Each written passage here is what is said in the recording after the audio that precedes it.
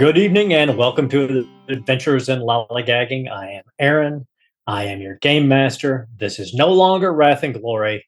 We are beginning our Dragonbane campaign, Free League's wonderful Mirth and Mayhem fantasy game. I've been wanting to play it since it came out. Fell in love with the art, fell in love with the writing, fell in love with just how brutal the game is, because although I was not able to kill anybody really in Wrath and Glory, I think I can probably get a couple of people here. We're going to be starting out tonight with some character creation. We're going to walk through the process. Then we're going to do a little scenario to kind of test drive the rules and the Foundry, so that in a couple of weeks we can dive right in feet first. Now, if you're interested, we're going to be sort of meandering through the Misty Vale. We're going to be playing bits and pieces of that as we build up some experience for our characters so they can find themselves on the paths of glory. It's not to say that I am not going to completely change over half the encounters and throw in some of my own, because that's just the way I do things. Everybody who's watched me GM before knows that. I hope it doesn't hurt your feelings. If it does, please comment on that, because comments always help. And I can take the abuse. It doesn't bother me too much. We do, just for everybody's information, I generally try to run rules as written. And for the most part, we're going to. But I do have a couple of house rules that we are going to be playing with, so I want to put that out. The clock mechanic, and that allows things happening in the background or track extended tests that the players are using. It kind of gives that little bit of suspense and a little bit of urgency. And the second is another willpower. So we get into the rules, we get into the game, you'll see that willpower is a resource that the players can use to activate heroic abilities, cast spells. In addition to that, though, they're going to have the option to enact flashbacks.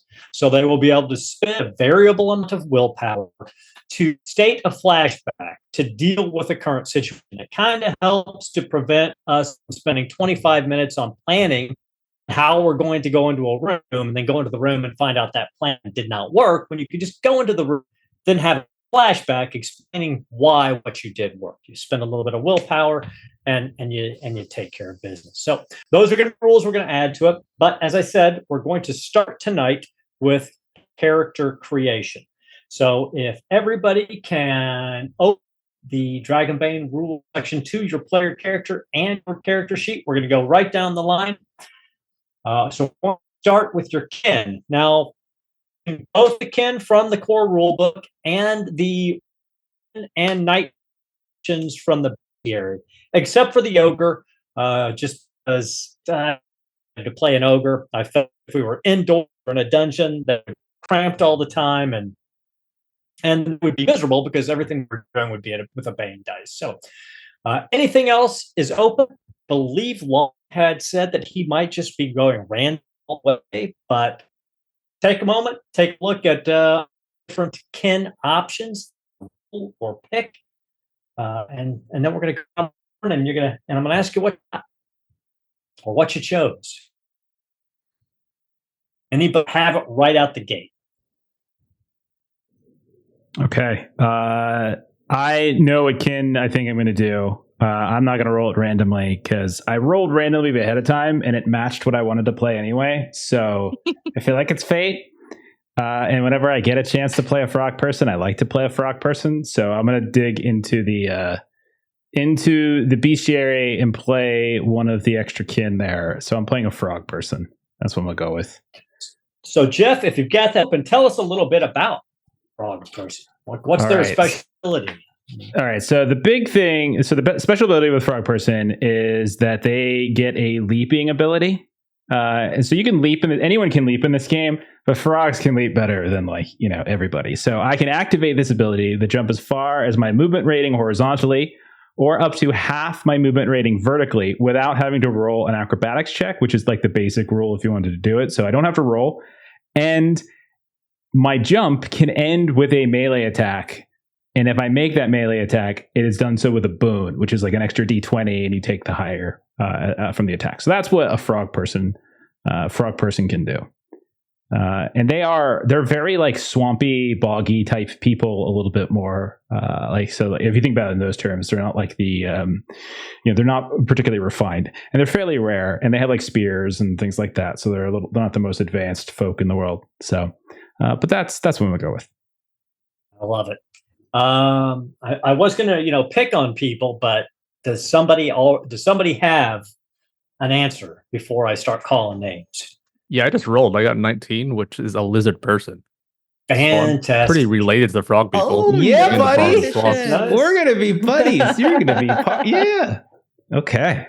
Everybody's being cold-blooded. I like it. So Right. lizard people, they're also you're amphibian, also from the marshes. Maybe you guys do have a shared past. Maybe that's how you came together. The special ability to spend 2 willpower and then sneak roll. Yeah, I get boons on sneak Boon. rolls. With a boon. So it's Say they spend 2 willpower and they just kind of camouflage ability you see in lizards. They kind of just fades away. They also have a very interesting naming convention, which I'm not going to force you to stick to, but if you want to, it is funny. This is Mirth and Mayhem, all right. So, but Long also did you see everybody the can have naming nicknames. convention? Yeah, just with the clicks and hers. hers. You should call yourself Hers click, with click, click boom. faces. click, click. And then he says, never mind. Yeah. Little saliva. I love it. Okay. Well, then, Melissa, have you decided? Well, I've been thinking. One of the things that I was possibly thinking about was lizard people, but I wasn't necessarily tied to it. The other thing that I've been thinking about is if you watch the channel, you know that 2024 has been the year of my characters biting the dust. Yeah. So it seemed like maybe not a bad idea to go with cat people, because cat people's ability is 9 lives, which helps me with death rolls. So I think that maybe from a meta perspective, Such a meta choice. cat person. Oh, that's so If good. I have to find a reason to make a choice, I'll do that. And what better reason than maybe trying to help my character live just a wee little bit longer than some of my Excellent other choice. characters. And do you know what your fur pattern is going to be? Are you going to be a black cat person, white, tabby, calico, or at this point that's unknown? something I'm going to have to think about. And in response to chat, I did think about being a mallard, but as I said before stream, I just played a grumpy person on Fridays, and mallards are supposed to be ill-tempered, and I didn't want to go back-to-back grumpy people. So that is why I did not choose mallard. Gotta have a joke I are want to fun. say right now. Oh, no. I'm not going to. She knows what it is. Well, okay. How about you, Kipser? Have you selected? I have. I'm going to play a satyr, who is their special ability is that they are very cheerful and optimistic creatures who like to raise their friends' spirits with song and poetry. Activating this ability counts as an action and removes a chosen condition from a person within earshot or 10 meters. The ability cannot be used on myself. Which is very cool. But they also have the aspect that clearly half for the party and more, or they. I love the Satyr. Again, it's the one I would probably pick too, because as everybody knows, I'm extremely lighthearted and feel. Ooh, well, I'll wait for you to be a player and wait for you to do the Wow. singing and the poetry to raise your spirits of everybody else. Somewhere there's don't hear that. an You entire don't want to kin hear of that. dwarves that feels slighted by Aaron right now. I know. All It's- that it's- nice talk about dwarves ahead of stream. I do love a dwarf. Do love a dwarf. Yeah, I suck. All right, Ashley. Last but not least. I am going to be an edge lord, and I'm going to be a Karkion. Nice. All right. Nice. Nice. So For those of you who are not aware, Karkians are human-sized bats with bat wings from an extra Yes. from another dimension. So tell us about them. They're lone wanderers and they're united in their common hunt for demons that laid waste to their homeworld. And they have a cool ability, wings. It's my turn to fly, Melissa. With a 1 Nice. willpower spend with my bat-like wings, I can allow it to move freely through the air for the same speed as on foot at the cost of 1 WP per round. Nice. Very. So we've got everybody's kin, and we have a very unusual party. There are no humans, no dwarves, and we are unique. I like that. Hey, We are the before we weirdos, mister. before we move on to profession, check your Foundry settings to see if you can turn your some of your stuff down, because we're getting some choppiness for you. If you go into the Frame rates and that kind of thing. yeah, so it's a new, they always reset with a new table. So if you go into the configure settings, Yeah, mine are they're down to 10, and it's already out. Okay. So okay, so it's probably just an internet thing. Hopefully, it'll probably sort it's my crappy internet. Yeah. It's because I live up in the hills of granite hills, and they're like granite. So all of our lines are still above ground, and I can't get lines sent into my house. So I still Makes live in sense. the dark ages of the internet. I'll just shut a whole bunch down. But okay, so we've got our kins. Now we're going to move on to professions. And again, we have choices of artisan, which are like crafters, your blacksmiths, bard, standard bard, fighter. Hunter is ranger. Then you've got knight, who is sort of like a paladin, out the divine interventions, more like a cavalry, I guess you could say. You've got the mage, and there's 3 different classes or schools of magic that we can choose from at this point. Animist, elementalist, and although there are supposed to be another 20 coming in the magic book, possibly next year. The mariner, which is a seafaring class or a riverfaring class. The merchant, the scholar, and the thief. So what options? Does anybody see one that just calls to them? Go for it, Kipser. You're the only one who's made a Sure. decision so far. I'm the only one that's made a decision. I am going to be a mariner. With the satyr, I'm probably going to be doing a few sea shanties.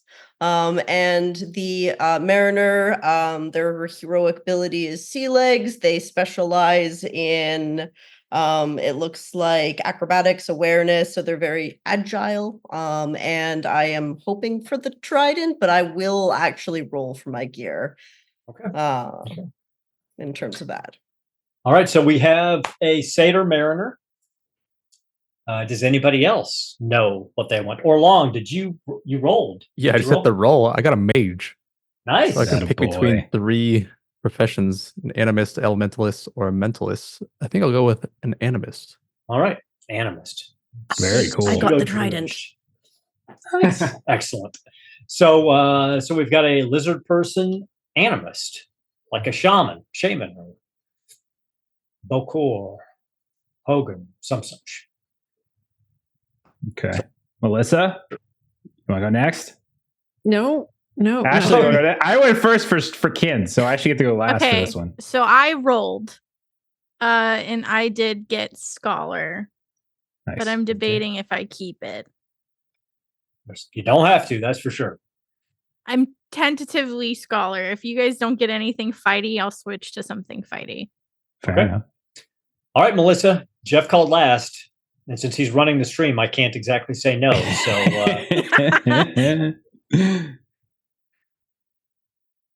So I keep rolling things that other people have. Wait, I thought you said you want to do merchant. Didn't you say you want to do merchant? I haven't rolled anything else that says otherwise, so I will stick with merchant. Okay. Okay. Do you want to tell us about the merchant? That their heroic ability, treasure hunter? No, because I don't have it pulled up. It's okay. I will pull it up. Can't heroic ability, treasure hunter. Give me 1 second. Scroll. Treasure hunter. Description: at a crossroads of some kind, you can activate this ability to learn the direction of the greatest treasures.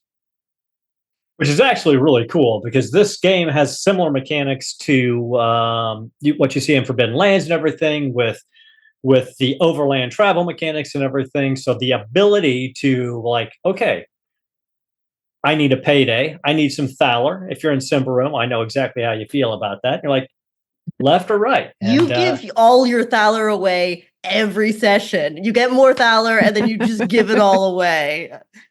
He's a bit of a soft touch. He doesn't want to be, but he is. All right. So we have a merchant. So Jeff, you're up. You're the last one. All right.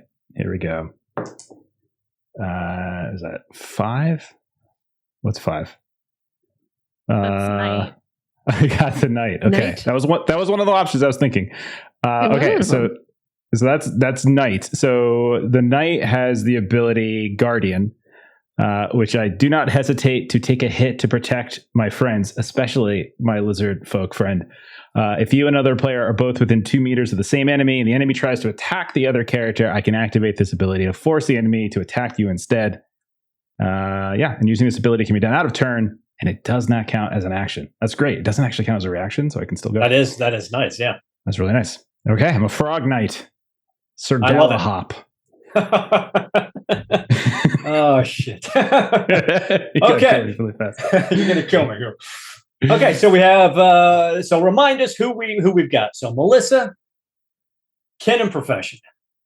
So I am a wait, I just dragged something that I shouldn't have. I am a cat person who is a merchant. I accidentally pulled over Mariner instead of merchant on my character sheet. I'm like, why do I have sea legs? Why am I a cat person with sea legs? I don't understand what that has to do with selling things because I dragged the wrong thing over. It's okay. These things happen.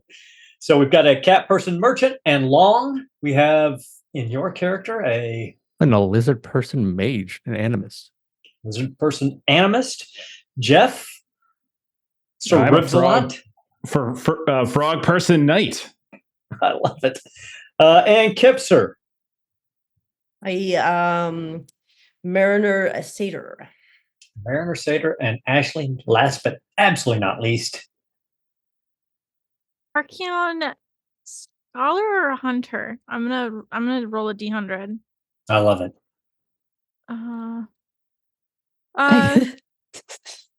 I'm sorry, the scholar is just a really funny image though. Of like the Archeon, which is like a book. Just flies down. Little pause. Opens up the tome. It's It's great.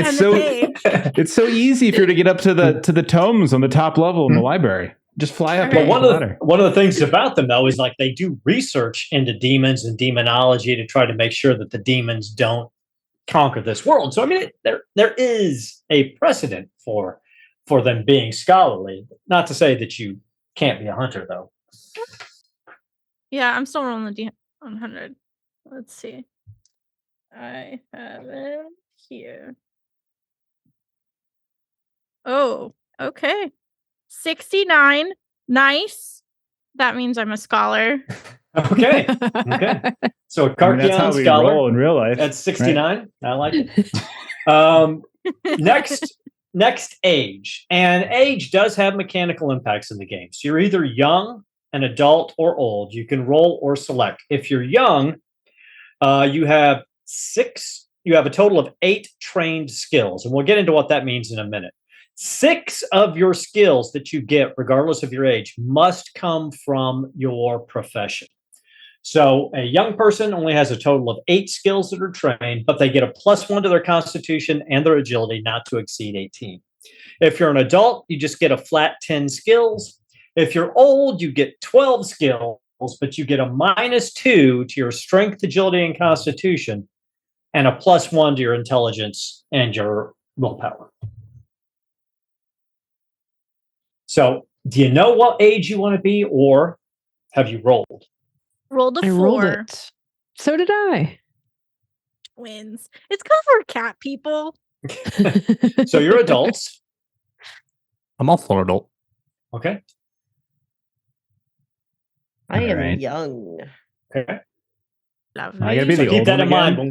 when you roll your stats. You'll add +1 to your agility and your constitution. I am adult. All right. So a bunch of adults and a teenage satyr. What could possibly go wrong? We'll get back to those And skills there's the here in a peppy minute. one too. Yeah, makes sense. The party animal, quite literally. I still don't. My recovery after drinking all night is just like I'm okay in the morning. I still haven't gotten that like 3-day hangover effect yet. Yes, I only have vague memories of those days. Vague memories of them. At my age, if I get a hangover, it lasts until my next birthday, if I survive it. So, all right, we're moving on to attributes. We have strength, which is your raw muscle power; constitution, which is your physical fitness and resilience; agility, which is your body control, speed, and fine motor skills; intelligence, which is your mental acuity and intellect; willpower, which is your self-discipline and focus; and charisma, which is your force of personality. You roll 46 and take the best 3. You can put them in any order you want, as would benefit your profession as you see fit. I do have one other slight little rule that I allow players. After you've rolled everything and then adjusted for your age, and Kipser, you'll be the only person making adjustments for your age, you can take a look at your stats. You can increase 1 by 2, but you have to reduce another one by 2, or you can do 2 increases by 1 and 2 reductions by 1, understanding that no attribute can go over 18. So you get a little personal fine tuning at the end.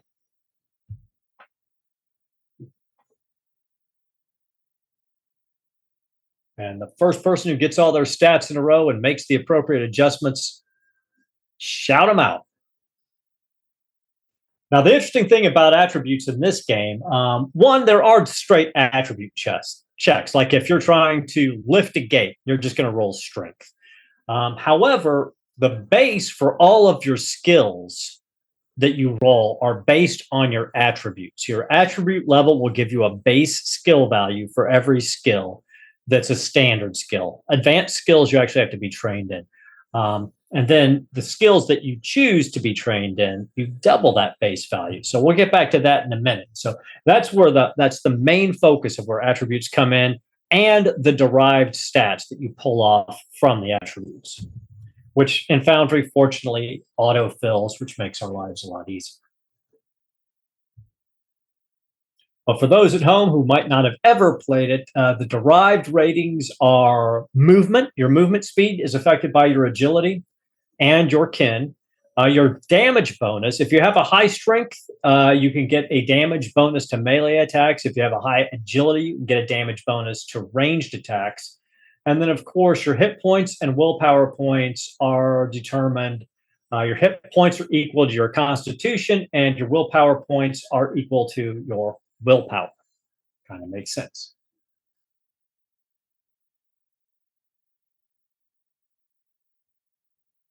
Somebody's getting some good rolls. I got 117 and the other things are all next to like very low. Oh dear. I'm good to go. And I took What a you got? picture because I did get 3 6s on one of my rolls, and I took a picture just so that no one knows I'm cheating. Okay. So I got 118. So I put that in strength, as you might expect. I got a 16 that I put into con. I got a 15 that I put into willpower. I had 2 11s. One went into agility, one went into charisma. And then for the last one, I got a 10 and I put that into intellect. Are you going to make any adjustments to it based on, or you go with where you're at? I'm good right here. Can we like maybe do this? Like, can we like do a little retro for next week? Maybe if like I give it a thought and maybe switch something up. Absolutely. Okay. And for everybody at home, you know, we're making the characters. We're going to play around with them a little bit today, but I've already told all the players between now and in 2 weeks from now, if something just absolutely isn't working for them or they want to make some shifts, there'll be some minor changes. So bear with us. Hopefully we won't be losing our frog night tonight, because I just love the whole idea of it. But, so we've got a super strong frog night. Anybody else ready to tell me how they're looking? Yeah, my stats are ready. So I'll be proficient in intelligence and agility at a 15 and 14, while my dump stats will be strength at 8 and willpower at 7. I will say this: willpower is what fuels your magic. So if your willpower is low, you're not going to be able to cast many spells. So you might want to adjust that. All right, I'll give that little adjustment.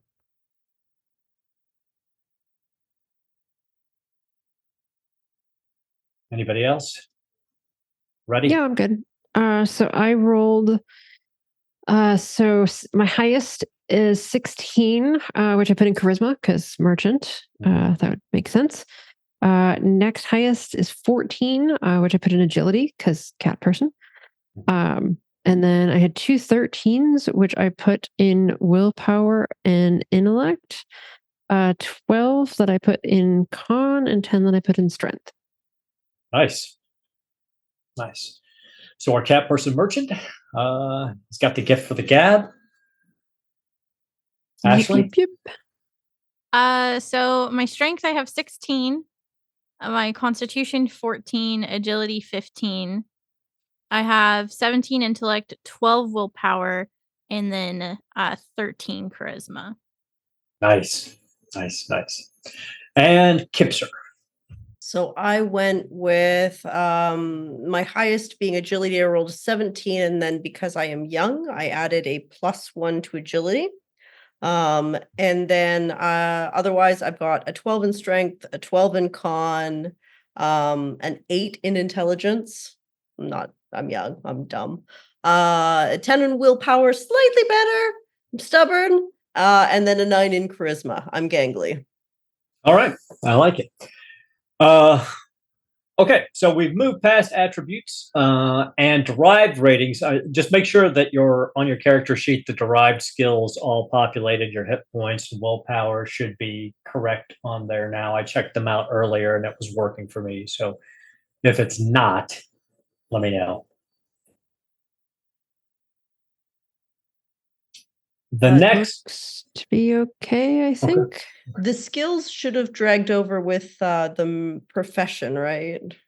All the skills listed on your profession profession skill will be in bold. But all that's what we're going in right now. So is skill. So and Foundry already self-populates the base of your skill. But the way it works for the work at home, or if you're sitting around a table, is depending on what your attribute spread is, your base chance for skill, which is rolling on a d20, trying to get that below on a d20.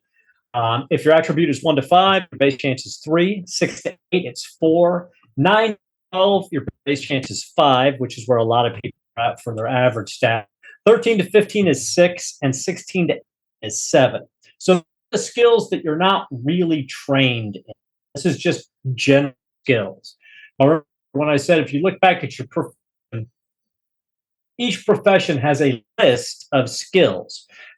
First 6 skills you have based on your age have to come from a list of training skills. So what happens in that, if your Foundry sheet, let's Bard, and you wanted acrobatics to be a trained skill, just go in there, click on that, and change 5 to a 10. Double your base chance for your trained skill. So for Kipser, you have a total of 8 skills. 6 of them have come from your class. The other 2 are your choice. The rest of you who are adults, 6 of your first skills have to come from your chosen class, and then you have 4 more that can come from anywhere.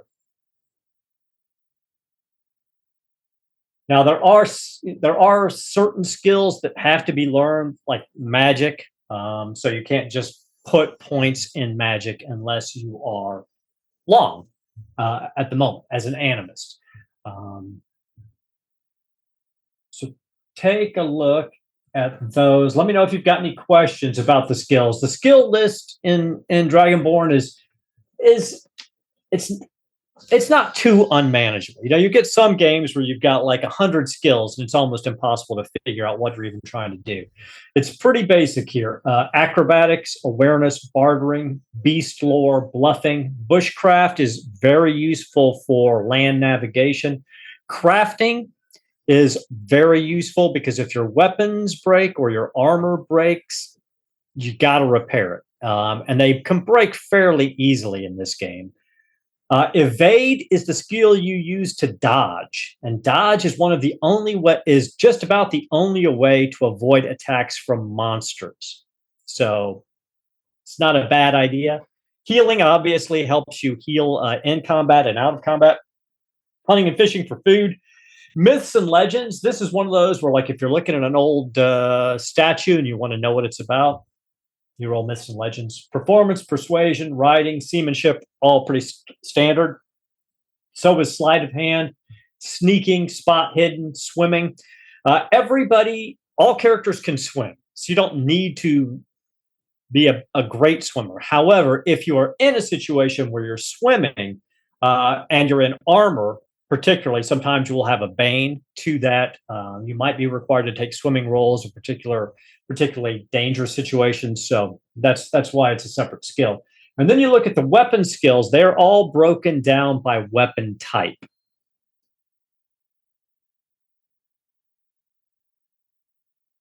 So just checking, we're picking 10 skills that we're checking at Foundry? It depends on your age. So most of us are adults, so it's 10. Yes. At 10, with 10 skills, what it is first pull up your profession. And as an animist, the 6 of your skills have to come from either animism, which is you definitely want, beast lore, bushcraft, evade, healing, hunting and fishing, and sneaking. So you'll pick 6 of those, and in the little box where it currently says a number, you'll erase that number and double it. So like if it said 5, you'd put in 10. Does that help? Does that answer the question, or just muddy the water? Yeah, I get the doubling thing. Just checking the box do the same, or? Oh, you don't know. Don't check the box. Okay. So what the box is on the left-hand side for everybody at home. This is how you keep track of experience points, similar to what you see maybe in Delta Green and some other games, where if you use a skill, and in this game, when you use it, if you roll a 20 or a 1, you either get a critical success or a critical failure, a dragon or a demon. You check that box. And then at the end of the session, you go back and you look at all of your check boxes. And for each one of those, you roll that skill. And if you exceed your current level in that skill, you increase it by 1. And then you'll erase the check marks. So we'll see that at the end of the night. You guys will have some check marks. We will go through how that works so that everybody gets an idea from it. And then in addition to the skills you use, and either get a demon or a dragon. So it's not just every time you use the skill. You have to either get a 20 or a 1. There are a series of questions like we saw in Forbidden Lands that I will ask you. And for every question you answer yes, you can put a check mark in any skill that you want the chance to improve. So that gives you a little bit of control over some of the skills you might not have got a chance to use, or at least you didn't get a 20 or a 1 on the skills that you were using. And there are a couple other ways to get check marks. Yes. So part of the ones that I can choose from are weapon skills. Mm-hmm. So I have like hammer, spears, and swords that are already at 7. Mm-hmm. So do I go to 12? Am I just like adding 5? Because I know with the other skills I double it to 10. Am I just adding 5? Nope. Or you go to 14. Okay. You double. Thank you. You double it. And the way that works is, like, let's say you were using a sword, you'd roll a d20, and as long as you got a 14 or less, you would succeed. It's the mechanic as far as that goes for skill checks and combat are all fairly straightforward. The basics. It's just a simple d20 under your skill rating.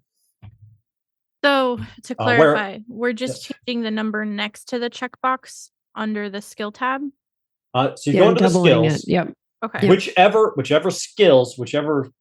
10 skills that you want to select, 6 of them have to be from your profession, 4 from elsewhere. You just double that number, because the number is based on your attribute, which is why some of the numbers in those columns will be different.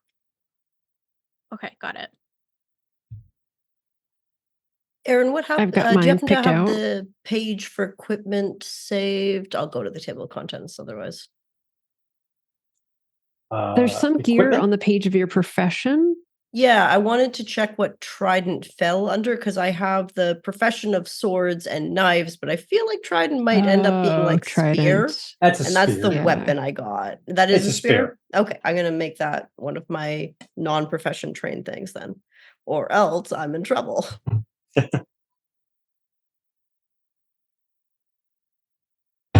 And someone So, in yeah, the I chat could just go pointed out too that once you do get to 18 in a particular skill, that's when you get another heroic ability.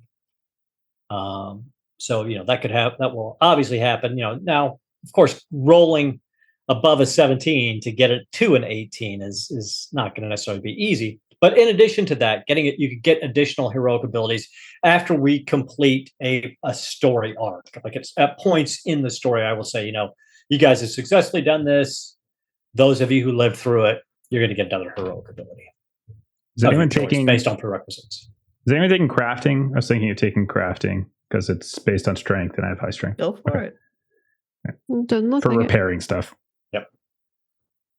So based on nothing but gut so far, I've got acrobatics, awareness, bartering, bluffing, evade, persuasion, sleight of hand, spot hidden, and knives. Makes a lot of sense for a merchant. Sounds like a perfect So set. I basically took everything that was a profession skill and then added in acrobatics and sneaking onto that. So that's, again, tweak some things. I made notes of what I doubled so that I can get rid of it. But as an adult, I get 10. So that's where I'm looking so far. I like it. And let's face it, acrobatics and sneaking make perfect sense for a cat person. I did go high with agility. So, might as well. What about healing? Anyone going healing? Anyone taking that skill? It's me. I've got most of the int stuff. Okay, cool. Anybody else have their skills selected or have questions? I think I've got mine. Oh, go for it, Ashley. Could I do a weapon skill? Yes. So you've got 4 skills that you can choose from anything, that they don't have to be part of your profession as an adult. So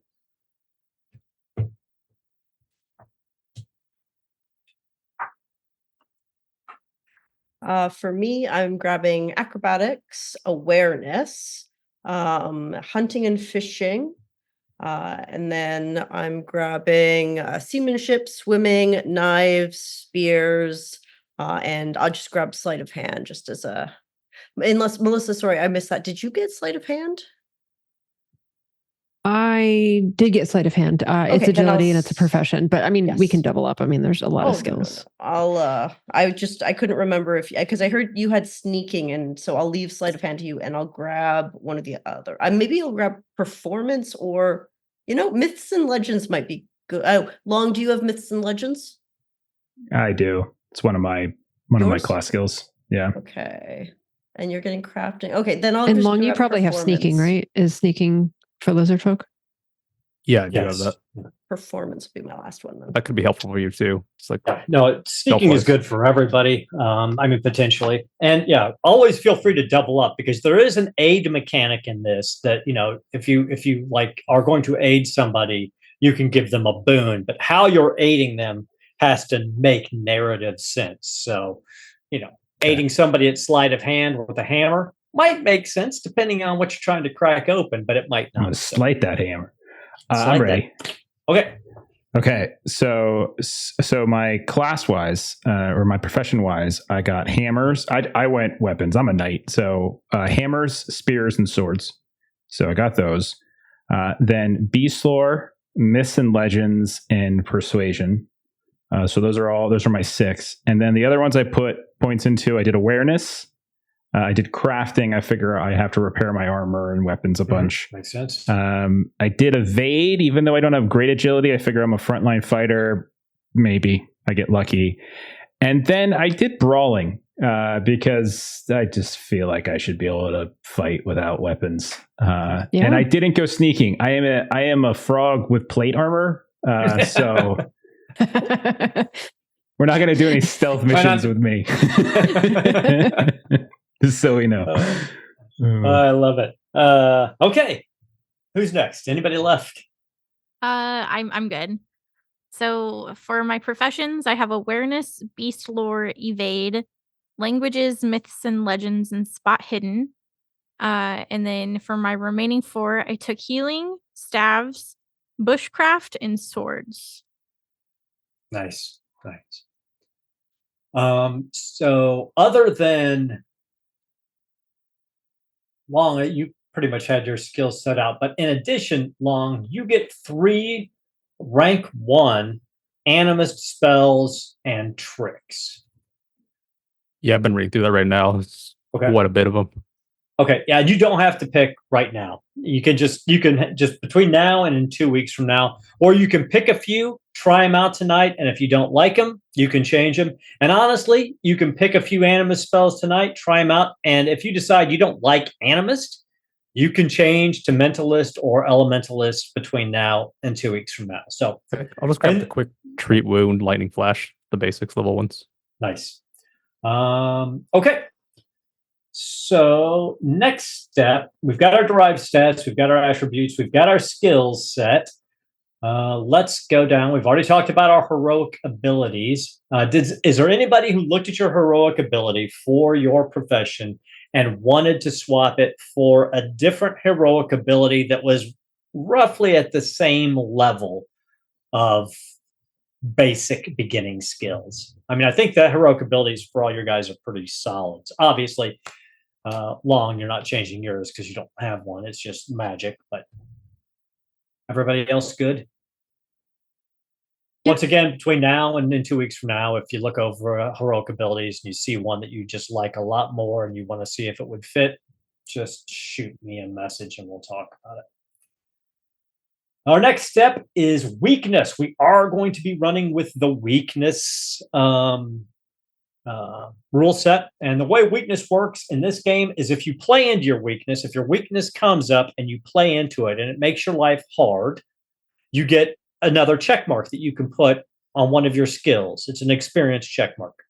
If your weakness comes up and you fight against it, you overcome your weakness, you get 2 check marks that you can put on your skills, but you have to get rid of that weakness. And then you play an entire session without a weakness. And then the following session, you can pick a new weakness based on something that had happened recently.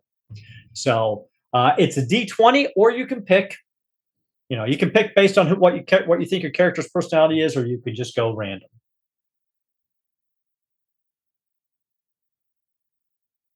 So I rolled 2d20 and picked the one that I liked. I rolled gluttonous and overbearing, and I think I like gluttonous better. So I'm gluttonous. I take every chance I get to eat something tasty.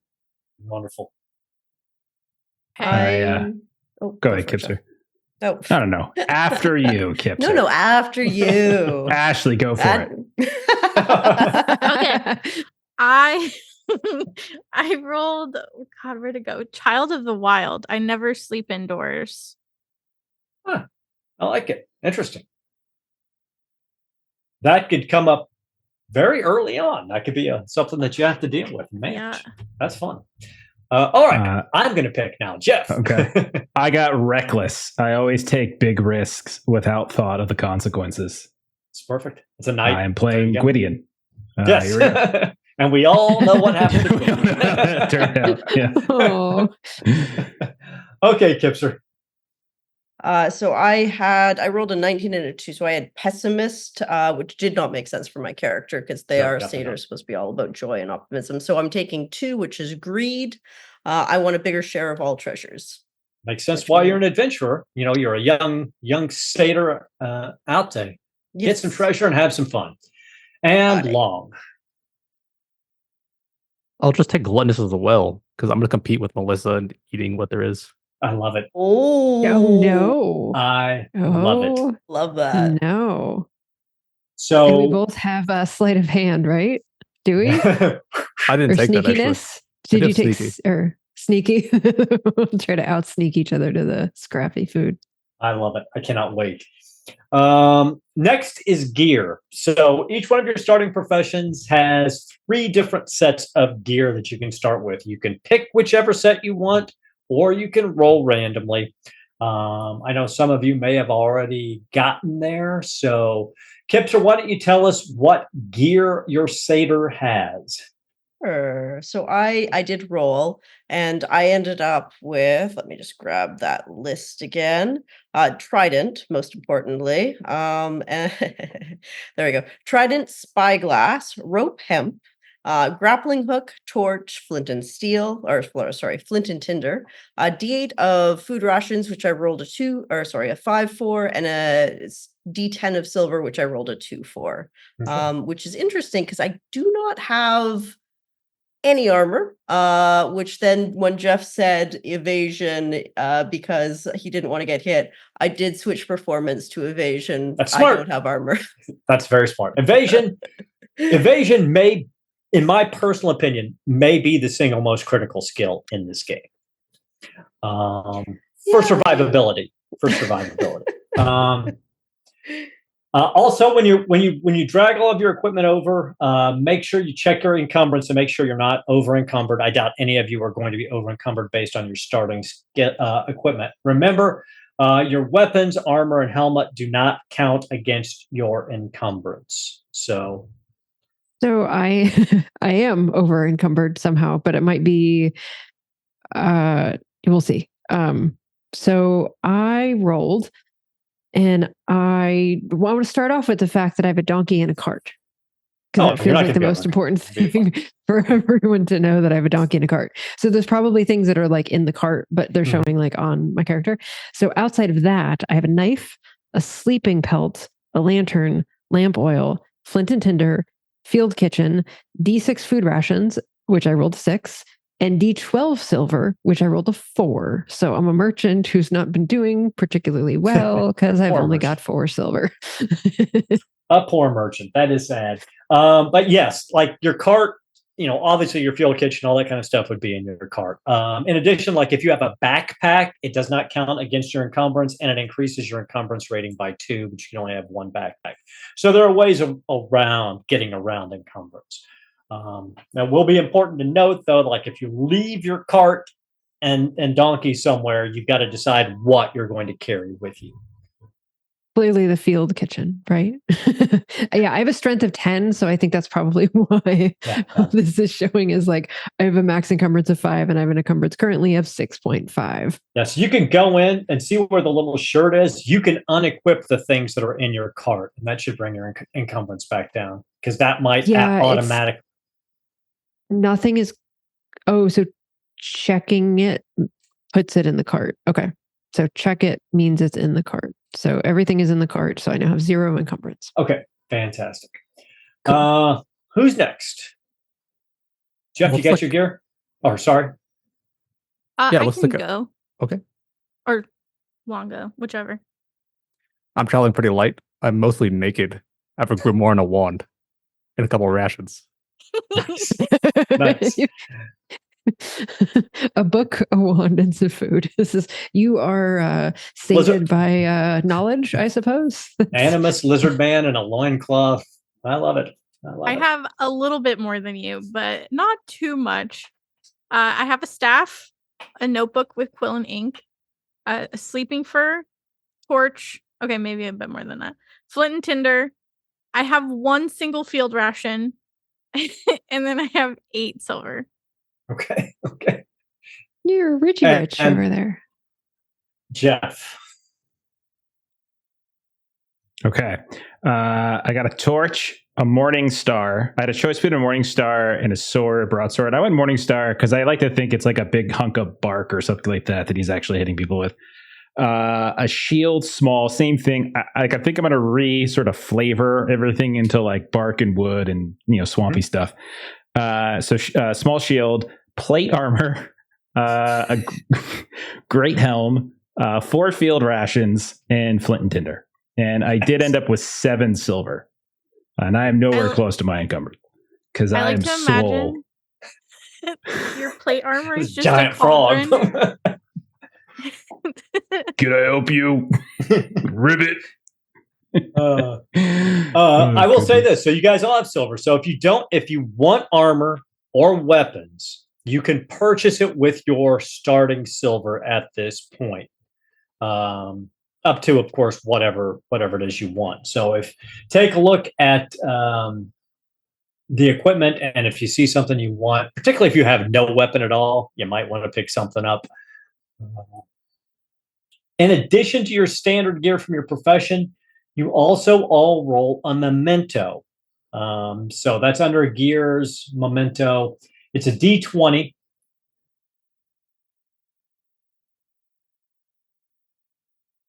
And it's useful, and a lot of free league games sort of have this kind of mechanic. Once per session, during a stretch, you can focus on your memento to recover from a condition. In other words, remembering something about your past makes you no longer angry or no longer exhausted, etc. Okay. All right. I rolled 2d20. I'm going to pick one of the two. I got a horn or a ragged old hat. I rolled horn if that is going to influence your decision. I was leaning ragged old hat Okay. because it just felt a little Such more a merchant thing. merchant. Puss in thing. Boots. Giant And that floppy hat too, with a yes. feather. Okay, so a horn, a floppy hat, A wooden figurine. wooden figurine. A bone whistle. Makes sense for a Ooh. lizard person shaman sort of guy. I got an ornate key. Interesting. Do you know what that ornate key opens? Yeah, it's some sort of tomb, that I'm hunting that has information regarding the demons that destroyed my homeworld. Ooh. Shoot that to me in Discord. I'm definitely going to do something with that. Okay. Now, appearance, you can do whatever you want. There is a D20 thing if you want to roll some random part of your appearance, but obviously it's your character. You look how you want to look. If you want to do something random, feel free to do it. Otherwise, we're done. I did roll, and I rolled a natty 1, so I have an ugly scar across my cheek. You're Okay. And I keep rolling hissing voice, and I'm not going to take it. I'd like to think the scar is not from battle, but it's from Stormhand, just screwing around. Like, just quit screwing around. I love it. All right. Anybody else roll? Anybody else choose one, or are you just going to go with your own description? I've got a weathered face, so I'm a lot older than I look or am. Okay. Cool. So you look like you look older than adult. I keep telling you to use moisture, but you never listen. No one can see me anyways. It doesn't matter. Yeah, I can see you. I don't know. I'm working on voice. Wonderful. Anything else? Anybody else? I kept rolling until I got something that made sense, because some of them just didn't make sense. So I ended up with a bit of extra weight around the middle. Okay. A fat cat? And Merchant. Garfield. So now it's Garfield in a floppy hat. All right, I love it. Okay. Anybody else? Going once, going twice? I kept rolling hissing voice as well. But so that may make an appearance, but we'll say I have different colored eyes. Nice.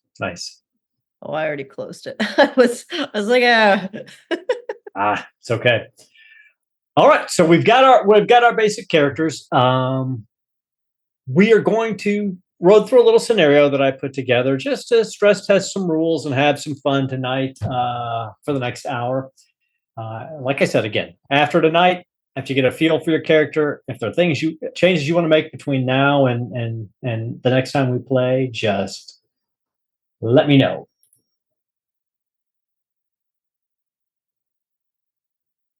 So,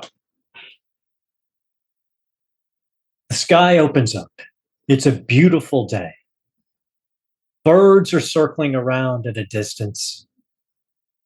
And we find ourselves high, high above the southern edges of the Coomer Mountains.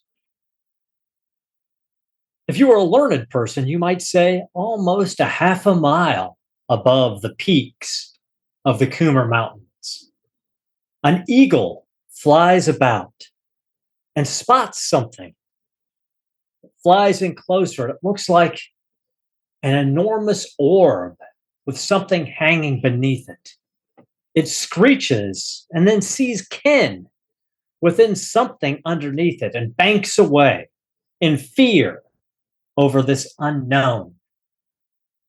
Within this unknown, we see 5 very unusual individuals. A young satyr, a lizard person, a frog person, a cat person, and a Karkion, suspended in an enormous woven basket. And above them is a giant hot air-filled balloon. Standing in the middle of them is a human, a middle-aged man, a dapper-looking man. Dark hair parted down the sides, slicked back, with piercing eyes, but there's laugh lines and crinkles in the corners of his eyes to show that at once, at least, he used to laugh a great deal. Beneath his nose is this giant bush of a mustache curled up at the edges. And at the moment, he's watching kites that are flying above the balloon, pulling on a lever as you feel heat and air force up into the balloon. And he turns and he scans back, looking at each of you with a half smile on his face. And in that moment, you're transported back to when you first met this individual 2 days ago. You were a group of disparate adventurers from the deep south, moving north after hearing tales of the Misty Vale, legends of treasure and magic. Each of you had your own reasons for leaving your home, whether it be bog or jungle, city, or even perhaps another dimension. You all chose the life of adventures and you came together and have been traveling for quite a while.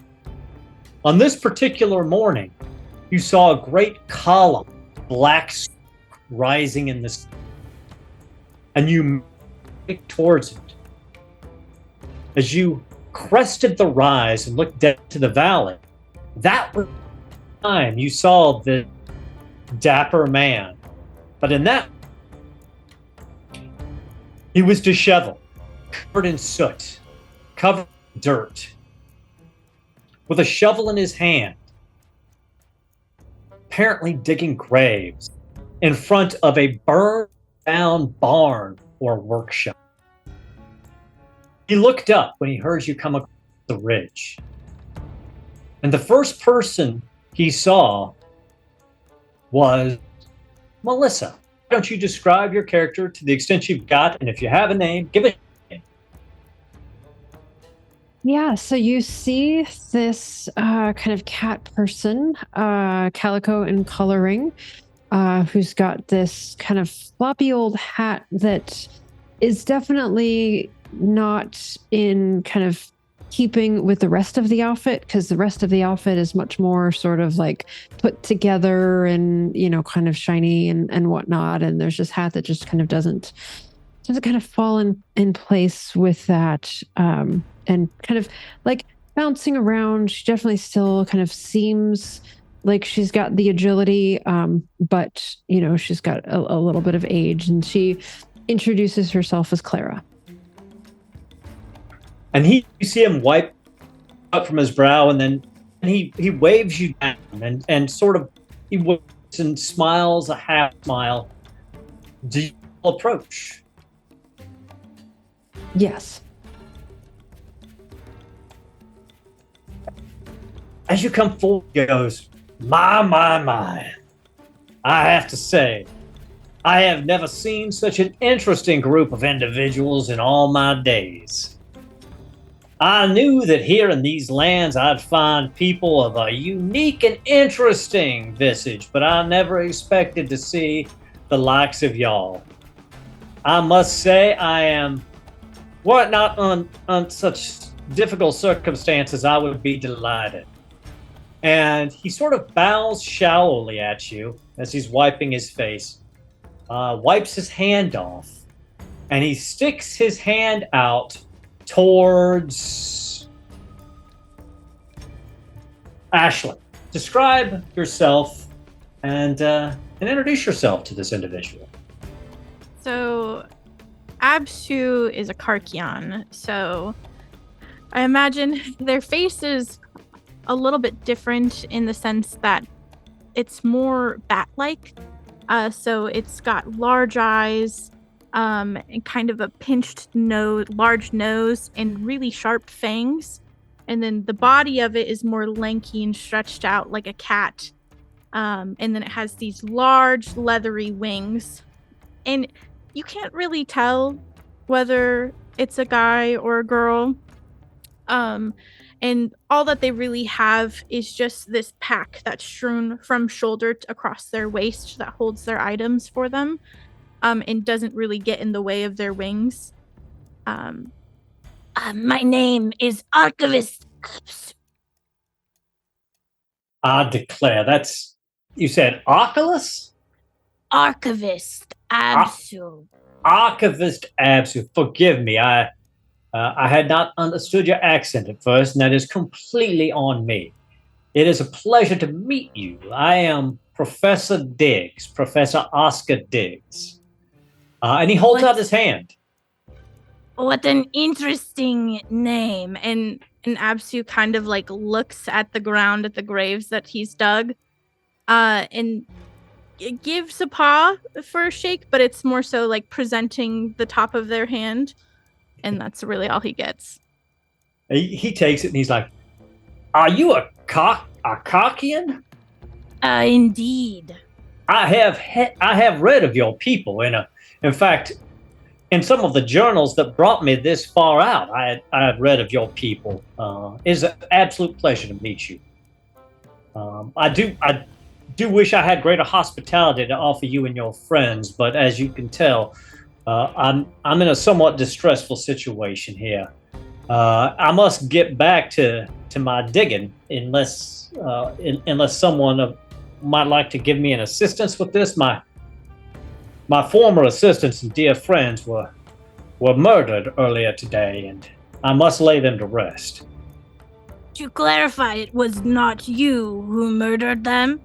No way. A once friend of mine, once colleague, now turned bitter rival, sent a demon. I believe he sent the demon just to destroy my workshop and my great work. And you see him point over across this small valley, and kind of behind this burnt down structure, you didn't really notice it from the angle you were coming down, is this massive inflated balloon with a large woven basket beneath it, staked down and held to the ground. That you can see it's floating about 5 feet off the ground, trying to pull free from its tethers. He meant to destroy that and my workshop. I don't know that he actually sent the demons to kill my associates, but well, that is what happened, and he will have to answer for his crimes. So a very small, stout, extraordinarily swole, coated in thick like bark armor, with the parts of his skin that are showing. This he's stepping forward, are like this mottled.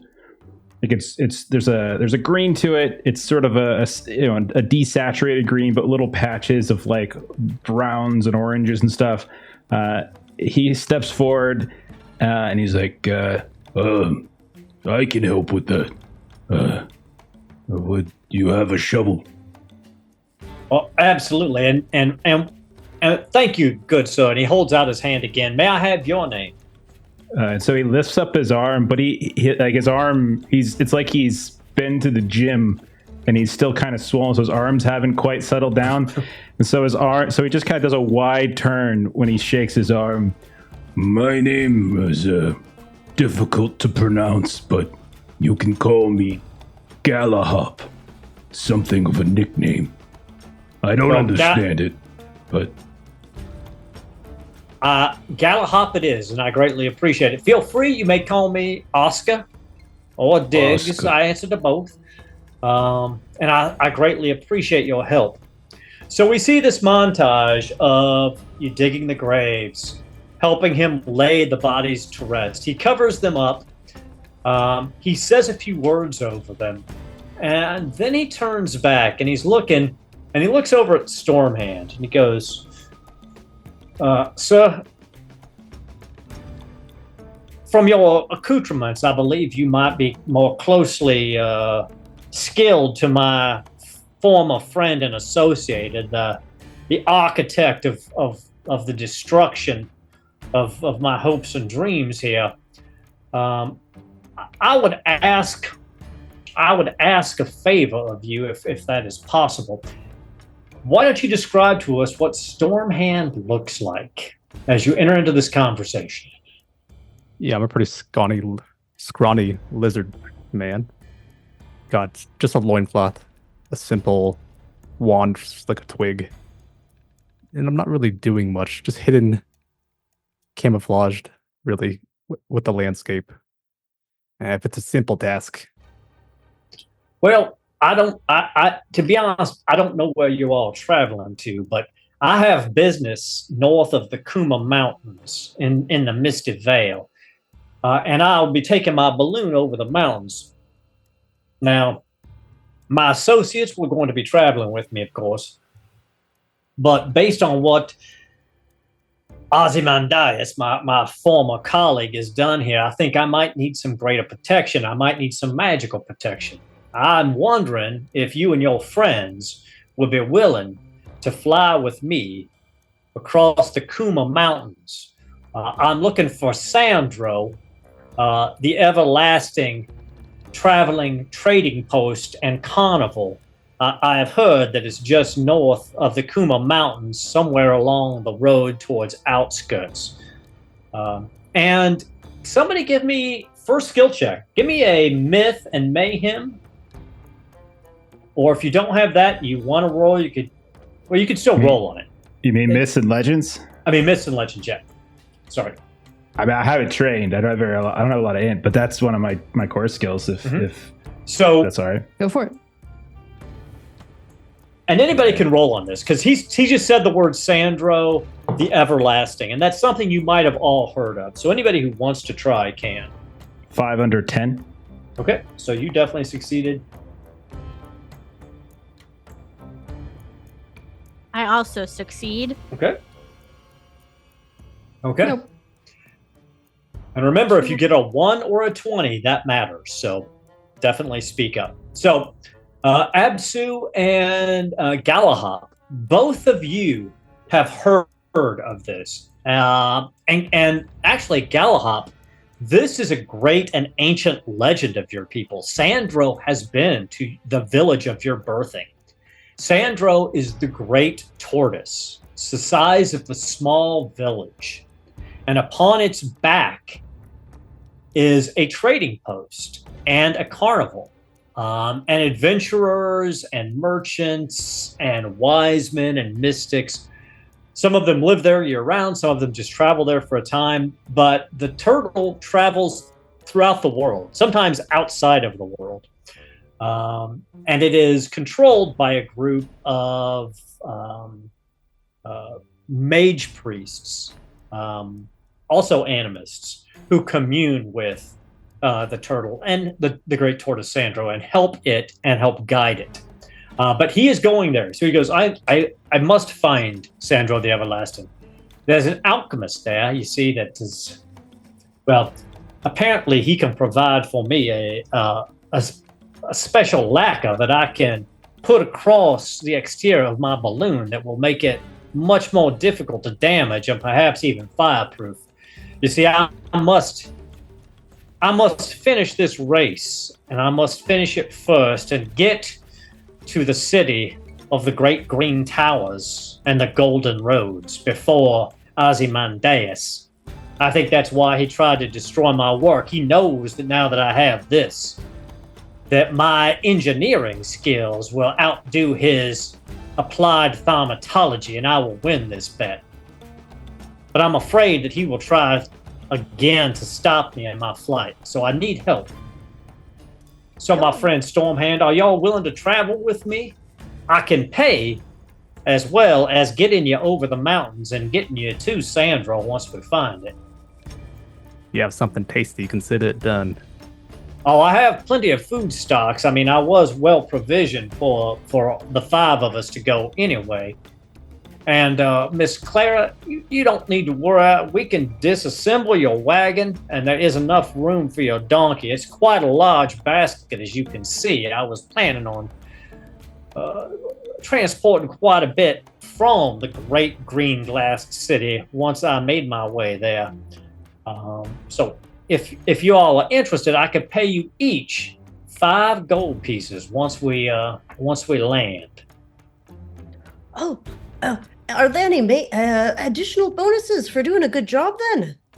Well, you're getting over the Kuma Mountains rather quickly, and yeah, that's it. You want to? You can absolutely barter with him. Yes. Yeah, I'll give it a go. I'm not good at that, but I'll barter. Well, let's do. Oh my.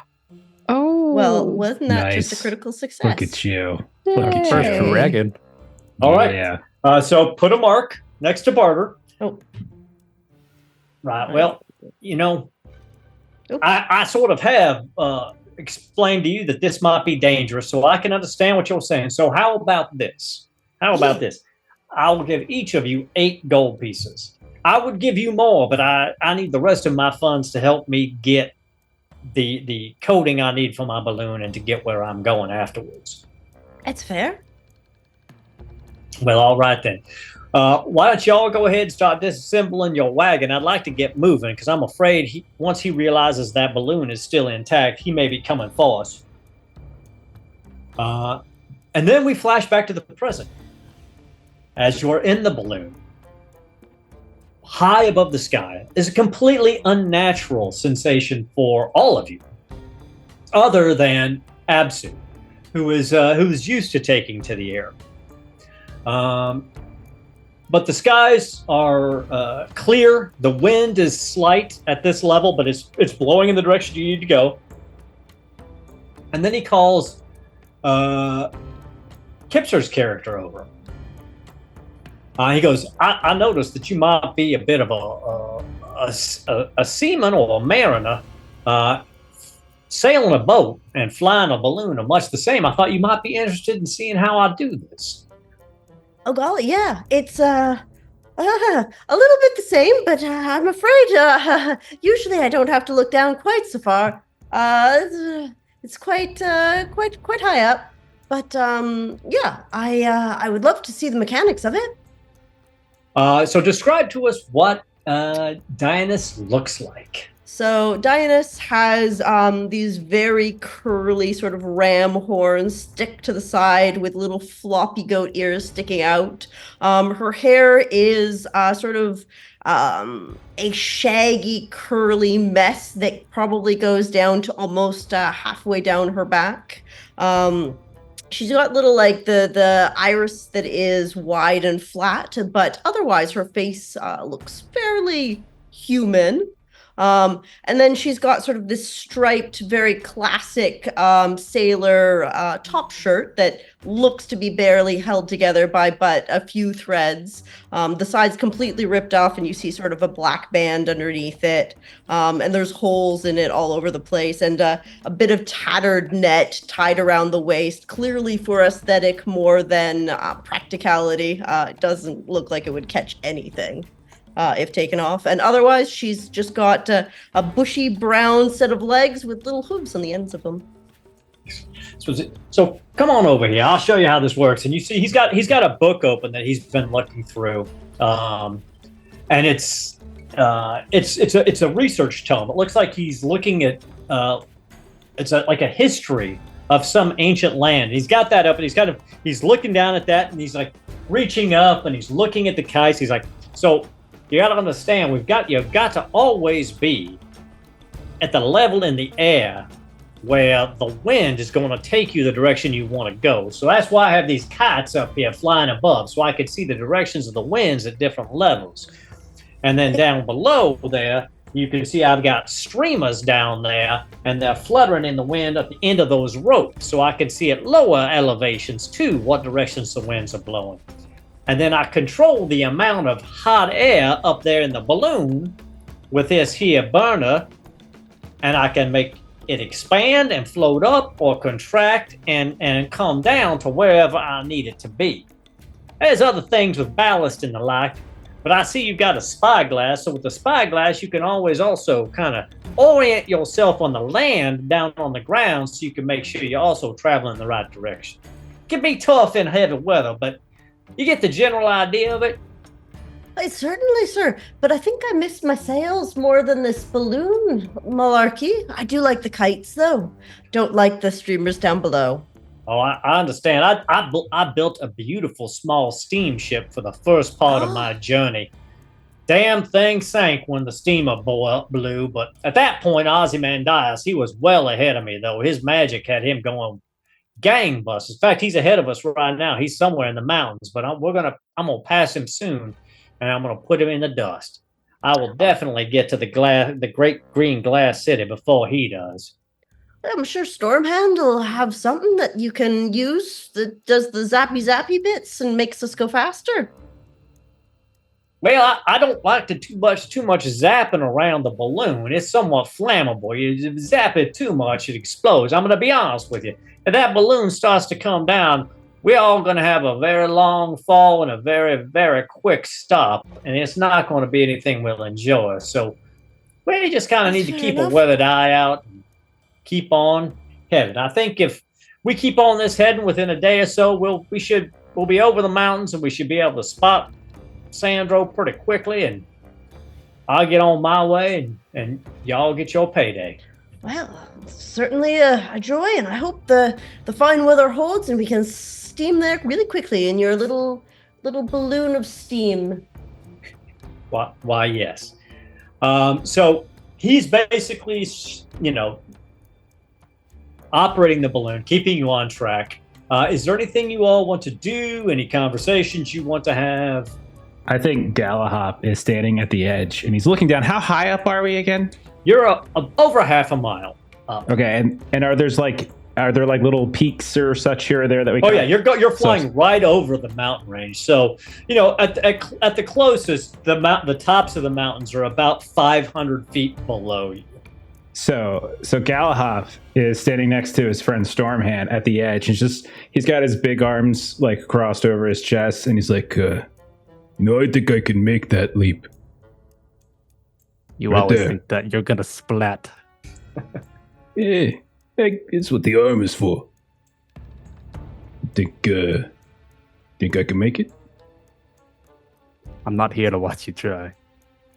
All right, you're no fun. No fun, I tell you. Oh, goodness. Did you hear what he was talking about, though? He's talking about the Great Tortoise. You remember the Great Tortoise? My pa used to tell me about it. It's amazing, this big old thing with all these... Well, I mean, there were a lot of really smart people on top of it, smarter than me. Like that, like Apsu and such. And they were on top, and the tortoise would just go everywhere. It was, I mean, I don't think I've ever been there myself, but I've heard stories. There you go, and your legends again. We know it's not real. I like to read. Kinda.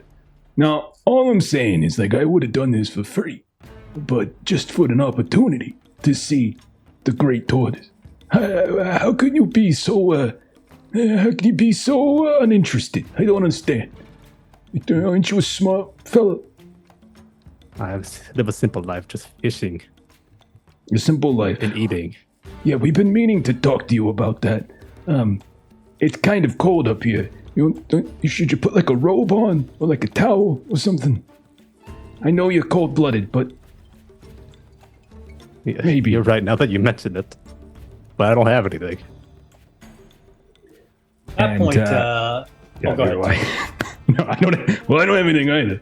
But, so at that point, Oscar Diggs says, I declare I should apologize. I have furs set aside for all of my men, well, my former friends. because I knew it might be chilly up here. So he pulls out this heavy fur cloak and just kind of lays it across your shoulders, Stormhand. Y'all can keep that. I won't have a need for it again. So in your items, if you want to add heavy fur, you can add heavy fur. I think Nice. Clara's had her sleeping fur that she's been using because she sort of has that. And I would say that, at some point when Stormhand and Galahop were sort of continuing this conversation, Clara, being kind of the sneaky one that she is, just sort of like pops up behind Galahop. I don't know how I haven't heard of this. This is a great merchant place. How have I never? I'm so excited. This is going to be fantastic to be here. I don't know how I've never heard of this before. Okay, first of all, you gotta slow down. You can't sneak up on me like that. I was just about to hurt you. I don't want to do that. But, I don't know. I mean, you didn't grow up in, like, the swamps or the bogs and nothing, right? Where are you from exactly? Around.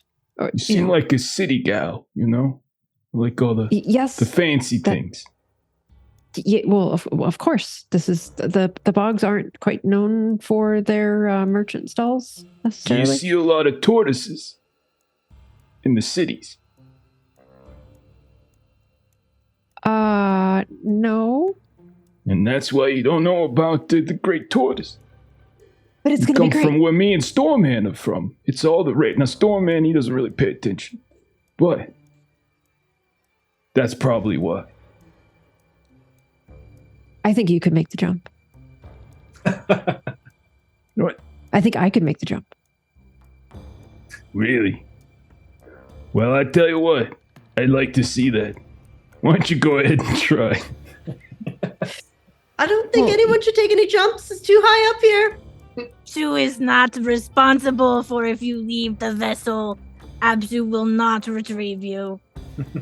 If you make yourself big and wide, it's gonna slow your fall. So you don't hit as hard. Clara just sort of looks at her midsection that's been growing as we've been traveling and she's been eating. I'm working on that.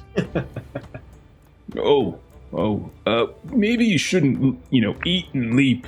And then you gotta wait like 45 minutes. You should get cramps. You're right. You're right. I did, and she still has a little bit kind of caught in kind of the fur around her mouth. Oh, you're right. You're right. I should probably go clean that off first. Okay. And then she just kind of goes off in the corner and kind of does a little bit of grooming. Wonderful. And then Galahap will just look at Stormhand. She's got some panicked energy, man. Like she's just popping up all over the place. She's gonna give me a heart attack. I think that's my favorite thing to do with characters, like across games, is just to be the person that just pops up behind people. Like, I feel like moving my body is moving like a giant Oldsmobile. Like, it's so like I'm not fast enough to turn around and You hit got you, like but a I'm 20 like, point turn. "Ugh." Yeah, it's basically what it is. While y'all are chatting and she's piloting the ship and stuff like that, Absu, demons were mentioned earlier, and Absu is a bit of like a singular focus on this, so they're actually going to spend time like keeping watch in our surroundings to see if there's any danger encroaching, or if she notices any signs of demons. Okay. Give me an awareness check. Absu will do this. And fail. I got a 15 want to- over 14. So that's great. So this gives us an opportunity to talk about another mechanic in the game. And this is push. You can push your roll, which is basically you just re-roll whatever your dice was. If you had boons and banes, you would re-roll those as well. But you have to take whatever the re-roll is. However, you also get a condition. And it's either exhausted, sickly, dazed, angry, scared, or disheartened. So they match up against your attributes.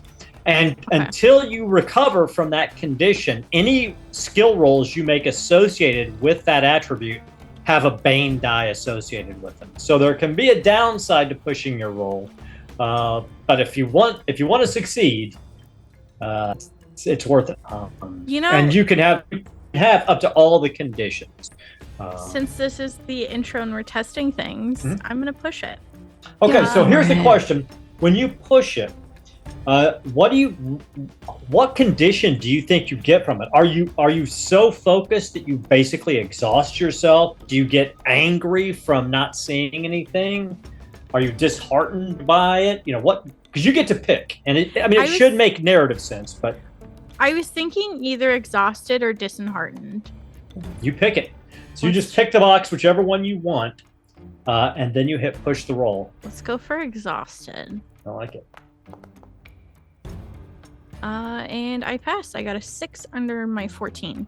Excellent. So you actually do see something. And at first you think it's a group of small demons coming out of the clouds above the balloon, flying down towards you. But as they get closer, you recognize that it's a flock of harpies moving towards the balloon. A danger incoming. Evil harpies. Now, talking about? She's just a cat. That's not a very nice thing to say, absolutely. Now, since you saw them coming, they are not going to get any kind of surprise round. I will say this. Stormhand, give me a animism roll.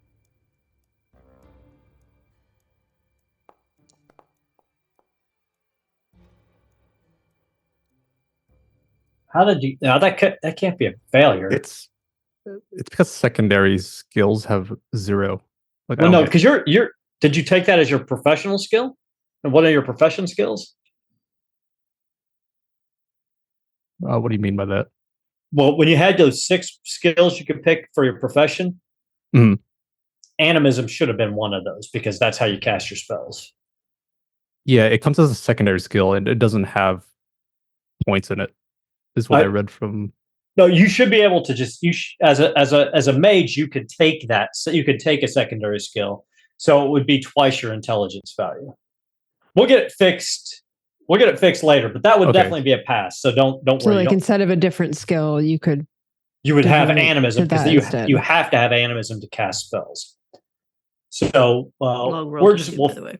And this is good. We're figuring out the rules. We're figuring out Foundry, and that's what this entire session was about tonight. So we'll get that fixed between this week and next week. But since you rolled a 2, that's guaranteed to be a success because I know your intelligence is greater than 1. So what I'm going to say is, as Absu calls out about the harpies, you reach out with your magical your senses, and you detect that they're under some sort of compulsion. These harpies are. There's it's almost like magical shackles around them. So you don't believe that they're attacking of their own free will. Somebody has placed a spell upon them. And Dig says, "Damn Ozymandias, I should have known he wouldn't allow me to escape without a fight." What would you guys like to do? They're moving in. Now, the interesting thing about harpies is, and the interesting thing about monsters altogether, and we should talk about this before we get into combat. When a monster's turn comes up, I roll what they're going to do, or I select it depending on the situation. The monster's attacks automatically hit, unless, as the player, you evade or you use some ability to get out of harm's way. Some monsters can be parried, but most of them cannot be. So why that's important is, in this game, you only get your one action. So if you decide to evade an attack, that's basically your turn. You've got a movement action, but you're not going to be able to take a primary action. If you attack and then you get attacked, you cannot evade the attack. So there's a dynamic about figuring out how you want to coordinate your actions in the scenario. Now, you also, an interesting part about this, and we're going to see that here in a second, is you roll initiative every round. So every round, your order can change. So go ahead right now, and can you guys go ahead and? Oh, you don't have your. But you can pull tokens. I can out. do it. I can get some stuff up. I can get it ready for you. All right, thanks. Yeah, no problem. So I would say probably in the conversation here, knowing that it seems like these things are kind of being compelled to do this. So, kind of Clara's going to look to Stormhand and say, well, if we fight them off, you'll be able to find who's doing this and stop them. Yes. Yeah, it's not our worry. We'll just continue forward. Oh, you have faith that this conveyance will move faster than the harpies can fly? Just strike them down. Okay, so what we've got then is who's 5? The initiative deck is still a little squirrely, but we're going to go ahead and go with this order.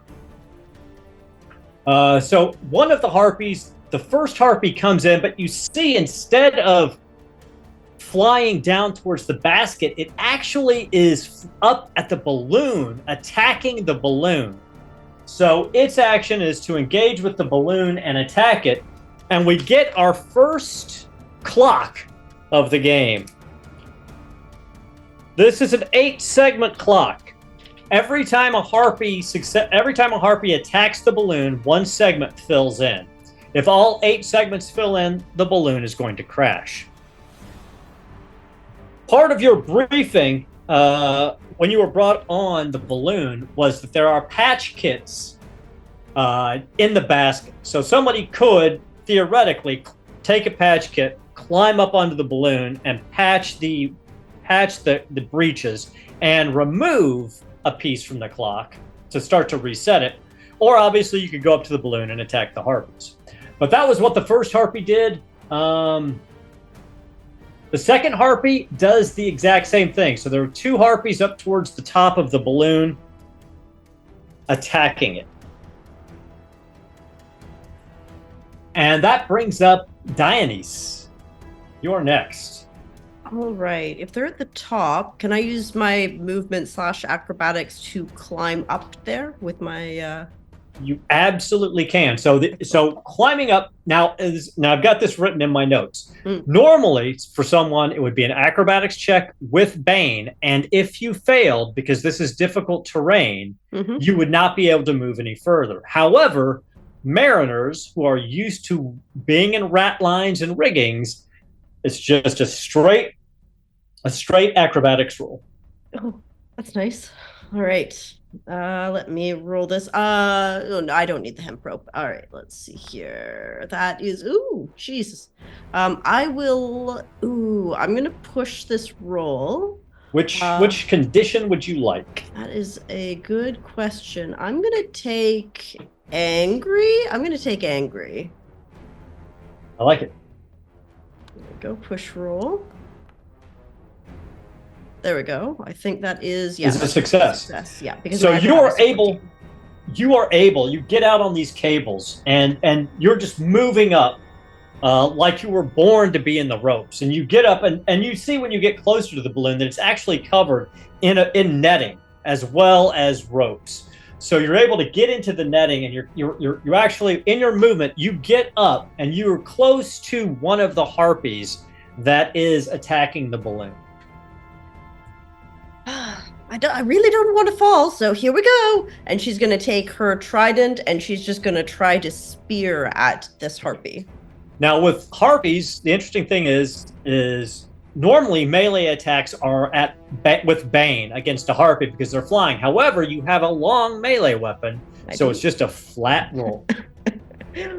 Okay, almost designed. And you can hover over and you can target the token. Oh, sorry, I didn't. It doesn't matter. You don't have to. It's. Next time. I rolled a 10, which I believe is a hit. It is a hit. Roll damage. I will roll some damage. Ooh, nice. 10 damage. Wow. My God. 2 That's 5s and nice my 2 damage. 6s. Nice. You can see the harpy up there bleeding away. I really don't want to fall.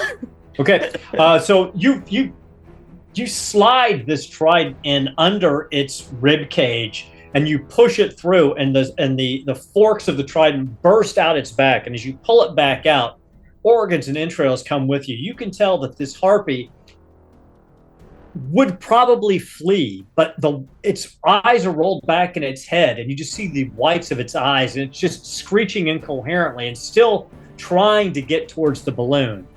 But you have successfully damaged it badly. Now, one of the lower harpies sweeps in, and you see it moving to attack Professor Diggs. Am I within 2 meters of Professor Diggs? You absolutely are within 2 meters. I will go ahead and activate my my profession ability of Guardian, which essentially allows me to the enemy attacks me instead. Essentially. So I'll let Professor Duck, and I will leap forward with my body. And then you could use your turn at this point to evade the attack, right, if you wished. I could, but the chances of that are not great. So I'm just going to take it. So we're going to roll mass attacks. So the harpies come in. We're just going to be just a straight attack. So they were attacking. So we're going to modify that a little bit, 'cause it's a smaller swarm. So they just come in, and this one harpy comes in going for the professor. You jump in the way, and it slashes at you. Gotcha. And what is your armor rating? 6. Okay, so these claws of this harpy scrape across your bark armor and shield. And other than getting a couple of new scars in your armor, you take no damage. And the thing is just cawing, and it is now still within the basket, flying within the basket. But that is its turn. Another harpy, seeing this, flies in. Sorry, I've got so much on my screen. Flies in and attacks, and we'll see what attack comes up now. So this harpy just opens its mouth, and this just stream of stinking vomit comes pouring out and into the basket. At the same time, it's throwing excrement in the mix. Everyone in the basket, choose a condition. However, if you have a shield and you want to use the shield, you can parry this. I assume I'm not doing this roll. You are not doing this roll because you are outside of the basket. Everyone within the basket, it's no roll. You just take a condition. Unless you have a shield and want to use your action to parry. I do have a shield, but I'm not going to use my action. Okay. I'm gonna get angry at this. Like, oh, come on! What are we doing here? Jeez, we're just coated in this filth. Ugh. I like it. So mark off angry. Clara, what condition did you take? Sorry. Let me scroll up. Haven't. Oh, that's where they are. Okay. I have been until now unsuccessfully locating the conditions, and now I see them. So I'm going to say that Clara really likes to eat food. Clara's not so thrilled with this version of presentation of previously eaten food, so I'll go sickly. I like it. Makes sense. And Stormhand, what condition did you take? I'm gonna copycat the cat. I like it. With sickly. I like it. Sickly makes sense. And Absu. Sue had they were looking and watching, and it got in their fur, so they're very disheartened because they looked nice and now they do not anymore. I love it. I love it. It's gonna mat her fur, their fur. It's difficult. It makes sense. And then this harpy, after it vomits, flies back a little ways. So it's at a far distance or a difficult range for melee weapons. And that brings us to Galahop. So Galahop, there's one harpy inside the basket with you guys. Yeah. There are 3 other harpies flying around the basket near you. He's only got eyes for one. So he's got his big bark Morning Star. It's just like the most hardened, petrified wood you could possibly find that had been like sunken and developed over like just hundreds of years within the bog. And then he's got that in one, he's got the shield in the other, and he's just gonna like, I know you didn't vomit on me, but you might as well have. And then he's gonna swing the Morning Star down. Okay. And you can target these if you want. So I'm doing my Norse Foundry dice whenever I get a chance. Cool. I very rarely get to roll d20s, so I kind of. Oh, I love it. Yeah, and by the way, for everybody, you're more than welcome to roll real dice. I love real dice myself, so. That is an 8 under a 14, so that would hit. That is a hit. Go ahead and roll damage. So my damage is, I think, 2d8. Let me double check. For the Morning Star, 2d8. All right, so first D8 is a 5. Second D8 is a 6. That's 11 points of damage. So you, once again, you tear into this harpy, almost bringing it to its death. The Morning Star comes down, and you hear it shatter the right wing bone and shoulder and down into the pelvis. And the harpy is no longer flying. It's kind of hopping and floating there because it can no longer sustain its flight. But once again, these wide eyes are all you see, and it's just still cackling. You have to just say, "Hopping's my business," and then just continue to pound. I love it. And this brings us to one of the last of the 2 harpies that have not acted yet as they fly around the basket.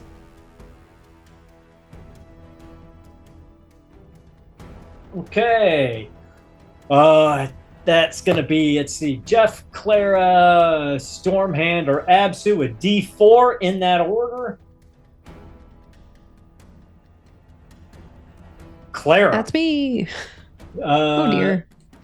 So it flies in to gouge at your eyes and to tear your victim's eyes out with sharp claws. Oh, let's see this roll. It's only 5 points of damage. What's your All armor? Or do you have any armor? What is armor? Okay. Now, I will say this. You have not acted yet in this round. So if you wanted to try and evade this, you could roll evasion, but it would be your turn for this round. Your action for this round.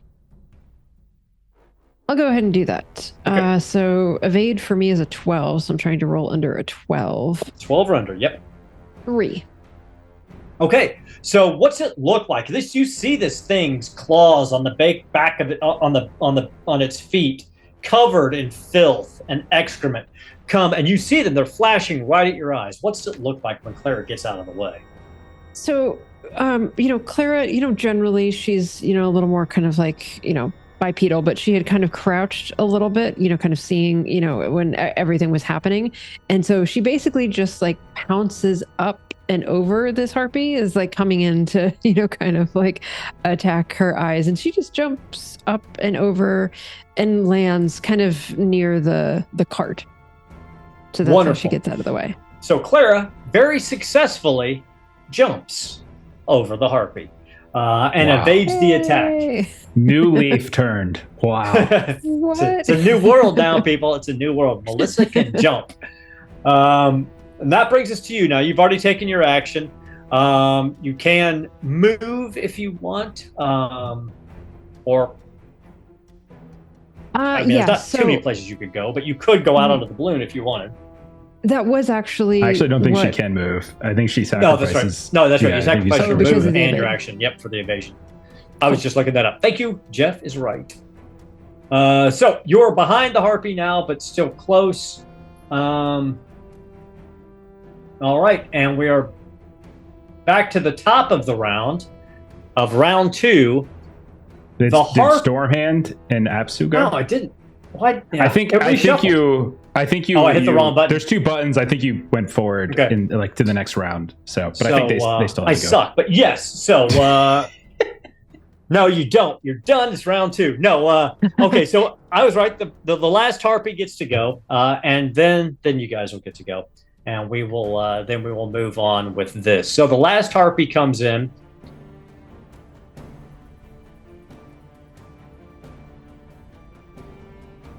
And this one's above, kind of flying above the basket, and it's throwing things down at you guys, at everybody. So you're all going to take a D10 bludgeoning damage from these rocks that it has. Once again, if there's anybody who has not gone yet, who wants to try to evade this, they can do so now. I'm good. A D10 bludgeoning damage or D6? D6, sorry, D6. Says, D6. yeah, okay, D6. cool. D10 for Dionysus, but D6 for everybody else. No. Oh. You're not even being targeted. So No, I'll take the damage. okay. Yeah. So everybody takes 1 point of damage. If your armor is greater than 1, you take 0. Get out of here with that. Now, Stormhand. Covered in this new vomit and excrement. Just absolutely lost his appetite for his next meal. Sticks his scaly fingers out to that harpy that did it. Doubt. Coil and crack and spark we trust. Send this guy ashes to dust. I love it. So Cast lightning flash. Spray I some like it. bolts down in this guy. So you need to roll your animism, which is twice your intelligence.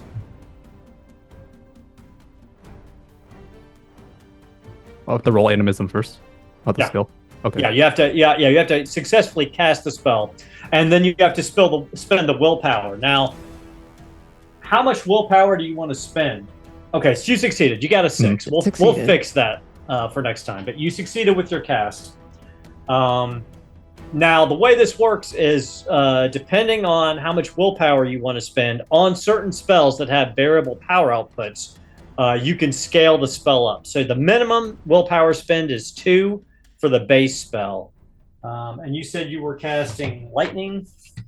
Yeah, I call forth a flash of lightning in the sky, and it does 2d6. Okay, let me just...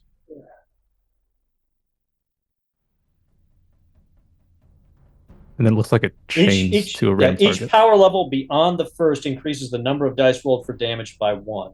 So if you wanted to spend 4 willpower, you could make it 3d6. If you wanted to spend 6 willpower, you can make it 4d6. I'll do 2 for now. Okay. So 2 willpower, 2d6.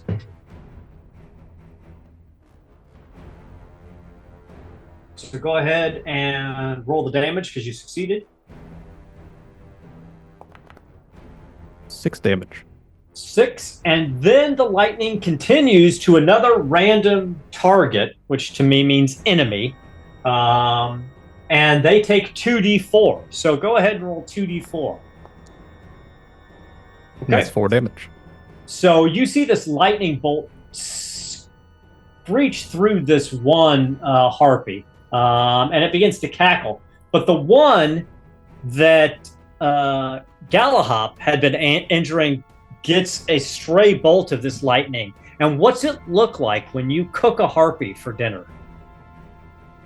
The immediate smell of just feathers burning mixed with the excrement at the same time.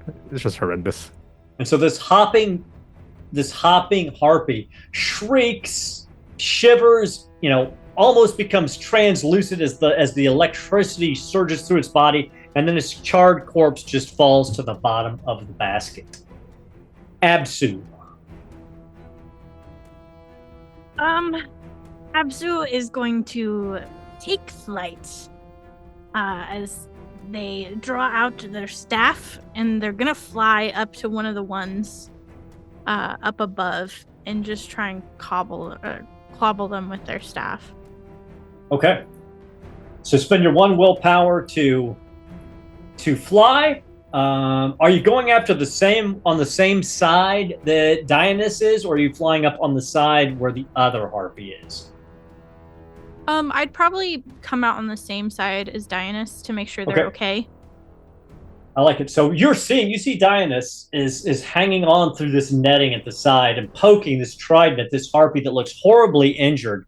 Basically, you're flying right up towards it, like something out of Top Gun. Yeah, and then Apsu is just gonna strike with their staff. Okay.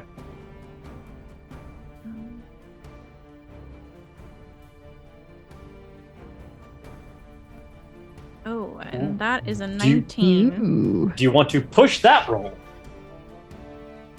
My God, I'm gonna have so many conditions. So we did say you wanted to go emo. So I am. I'm angry, so I'm gonna take the angry condition and I'm gonna push the roll. I love it. And I pass with a 6 under So 12. Roll damage. 9 damage. Describe what it looks like as you batter this harpy out of the sky. So Apsu makes this really horrific kind of growl, but it's also a bark as they scream at this harpy, and because they're just absolutely pissed off at this point. They've been barfed on the whole 9 yards, and they just kind of clobber them with like the fat end of their staff against their temple, and the harpy just kind of goes limp and then falls to their death. I like it. And that brings us to the top of round 2, as 2 harpies have fallen to the ground. And Apsu, you're up first this time. Yeah, Apsu's gonna just zoom on over to the other flying harpy and attempt the same. Okay, so you fly around the circumference of the balloon, coming up as you see this harpy tearing at the outside of the balloon, trying to pull the netting apart, trying to gouge out the balloon. Doesn't even see you coming. Yes. So I would like to attempt to No, go ahead. would I be able to topple them by whacking their wings? Or should it just be an attack roll? You could, but you would just save a round. They'd come back the following round. So basically, Okay, you'd kind of knock them off kilter. I am going to say this though, because they don't know you're coming. You get a boon on your attack roll, and if you hit, you get to do an additional D4 damage. Ooh, okay. Fingers crossed, people. 3 hits. 3. Nice. Okay, so I'm gonna roll damage, and it doesn't give me an option to add an additional D4, so I'm gonna have to roll that separate. Yeah, just roll the D4. So 10 damage.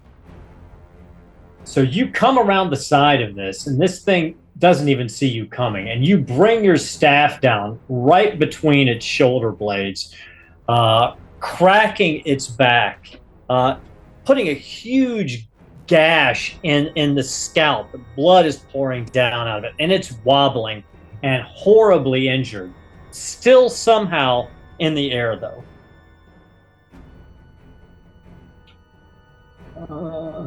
And that brings us to the harpy that you just attacked.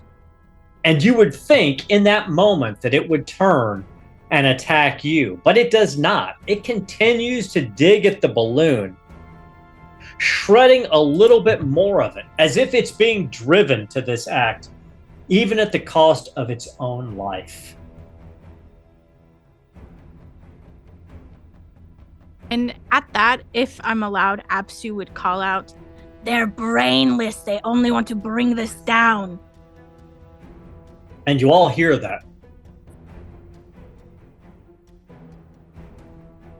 All right.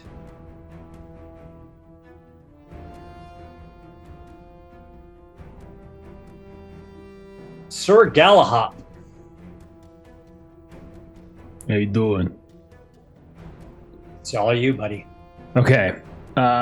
Do I have any in range of me, in melee range of me? They are circling around the basket.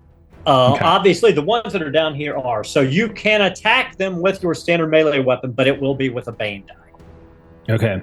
And like, how high up on the balloon are like the ones that are like trying to attack the balloon? So there's one left up there, and it's about 65 feet above where you're at and along the curve of the balloon. Yeah, it's along the curve. I was thinking of trying to use my leaping ability, but I just don't think it physically would make sense. So yeah, it'd be hard. I mean, you could definitely leap up onto the balloon, but you would not be. I definitely wouldn't want to climb because that would be bad. So leaping is an automatic success. So I would have. That's why I was thinking of doing it, but I'm not going to do it here. I'm just going to try to attack one of the ones that are trying to buzz the tower. Right. I'll take my Bane. Okay. All right. Hey, hold still, as he keeps swinging. All right. That's a 13 and a 14, and I think I need a 14. Let me double check. Let me double check. Yeah, 14. So 14 it's for equals good, right? Oh yeah, equal is perfect. Okay. So roll your damage. All right. 2d8s. First one is a 6. Second one is a 5. Same thing. 11. So this is one that would already been a little injured. And as it's coming around, describe what it looks like when you crush the life out of it. So I think he's just sort of like waiting. He's like, hold. And then as it comes around, he just swings this big, giant Morningstar made of bark just to like basically one hand clobber it mid-flight like it's a baseball coming in and just crushes the head in. Just the head just kind of collapses into the shoulders at that point, and there's like this sick shudder. And you just see it fall down towards the mountains. And so he'll turn to Stormhand as he watches it fall. All right, maybe I couldn't have made the jump. And that's his turn. Which brings us back around to Clara. So Clara wants to climb up and try to start repairing the balloon. Okay. So give me an acrobatics check with Bane to climb up to where the... Now, are you climbing up towards the side where Absu is at now, or where Dionysus is? I think they both went to the same side. Well, no, Absu flew around to the other side, so there's one on either side now. I will go toward Absu. Okay. So acrobatics with Bane. Acrobatics. Trying to figure out how to do this with Bane. Oh, darn. 18. Do you want to push it? Of course. What condition would you like to take? I'm gonna say that I'm gonna go angry. Makes sense. She's similarly like she was sort of she just finished cleaning her last meal and grooming all of that out of her, and just covered with slop. So she's angry, and I think that's like also affecting her ability to like climb because she's just kind of slipping a bit. So let's push this roll and hope that I do better. No. Oh, 20. So Kipser got us our first one, and our first demon. Mark next to your mark on the skill acrobatics, because you'll get to roll on that. It automatically did it for me. Fantastic. So that's the good news. The bad news is that you failed an acrobatics check on the outside of a balloon. As I would. So you're starting to fall. Uh-huh. About a mile, which could be bad. Now, this is an opportunity. This is the very kind of opportunity in which I design, and I'm just throwing this out here because we're learning the rules, we're playing with it. The idea of a flashback. You could say, you know what? We all recognize that we might be at risk, so we tied lanyards to ourselves, and so if something like that, so that if you wouldn't necessarily fall to your death. So if you would like to have a flashback, Tell me what kind of flashback you'd like, and I will tell you how much willpower it is. Or you could just fall to your death. It's your choice. I mean, there's plenty of time for me to fall to my death later. Let's not have it be the session. The other alternative, and I will say this, the other selfish. alternative is Stormhand, with his action, could try to catch you. But once again, that's, whether it works or not. But that would be his entire action. Yeah, Log's face doesn't look like he's particularly inclined to do that. I don't have the strength for that. He did describe himself as sort of thin and wiry. So I'm going to say that when Galahop and I were kind of having our conversation earlier about whether or not the jump might be possible, there was sort of the conversation around like, well, if one were going to make such a jump, we'd want to take precautions for, such a thing. And so, there is the, 50 feet of rope, as it were, that she's got wrapped around her and tied to the cart that's heavily laden with other things and whatnot. I like it. So that's what we see. We see a flashback, and in a moment we see Clara securing this rope and lanyard around herself and securing it to the axle of her cart. And the donkey's looking at her. He's confused. He doesn't understand what's going on. But it was that kind of forethought that saved Clara's life in the moment. So that's 2 willpower expenditure for this particular flashback, because it makes sense and it was simple and didn't require a lot of moving parts. So as we see Clara climbing up the side of the balloon, and then we see her claws let go, we hear a little meow as she falls over the side. And then you see the cart jerk a little bit as she is dangling now about 20 feet under the basket, tied to a rope, bringing us to Stormhand. I zapped one of the harpies already. I direct my hand towards another one. All right. Continue the lightning bolt going down. Level 1 this time. Okay. So 2 willpower. Got a 2, so that succeeds. 2 is definitely a success. Rolling rocks. So that's 2d6 of lightning. 4, and then the chain goes for another 4 damage. Okay. So you see these 2 harpies who are, they're both flying sort of in concert off to the side. And your lightning bolt forks and skewers both of them.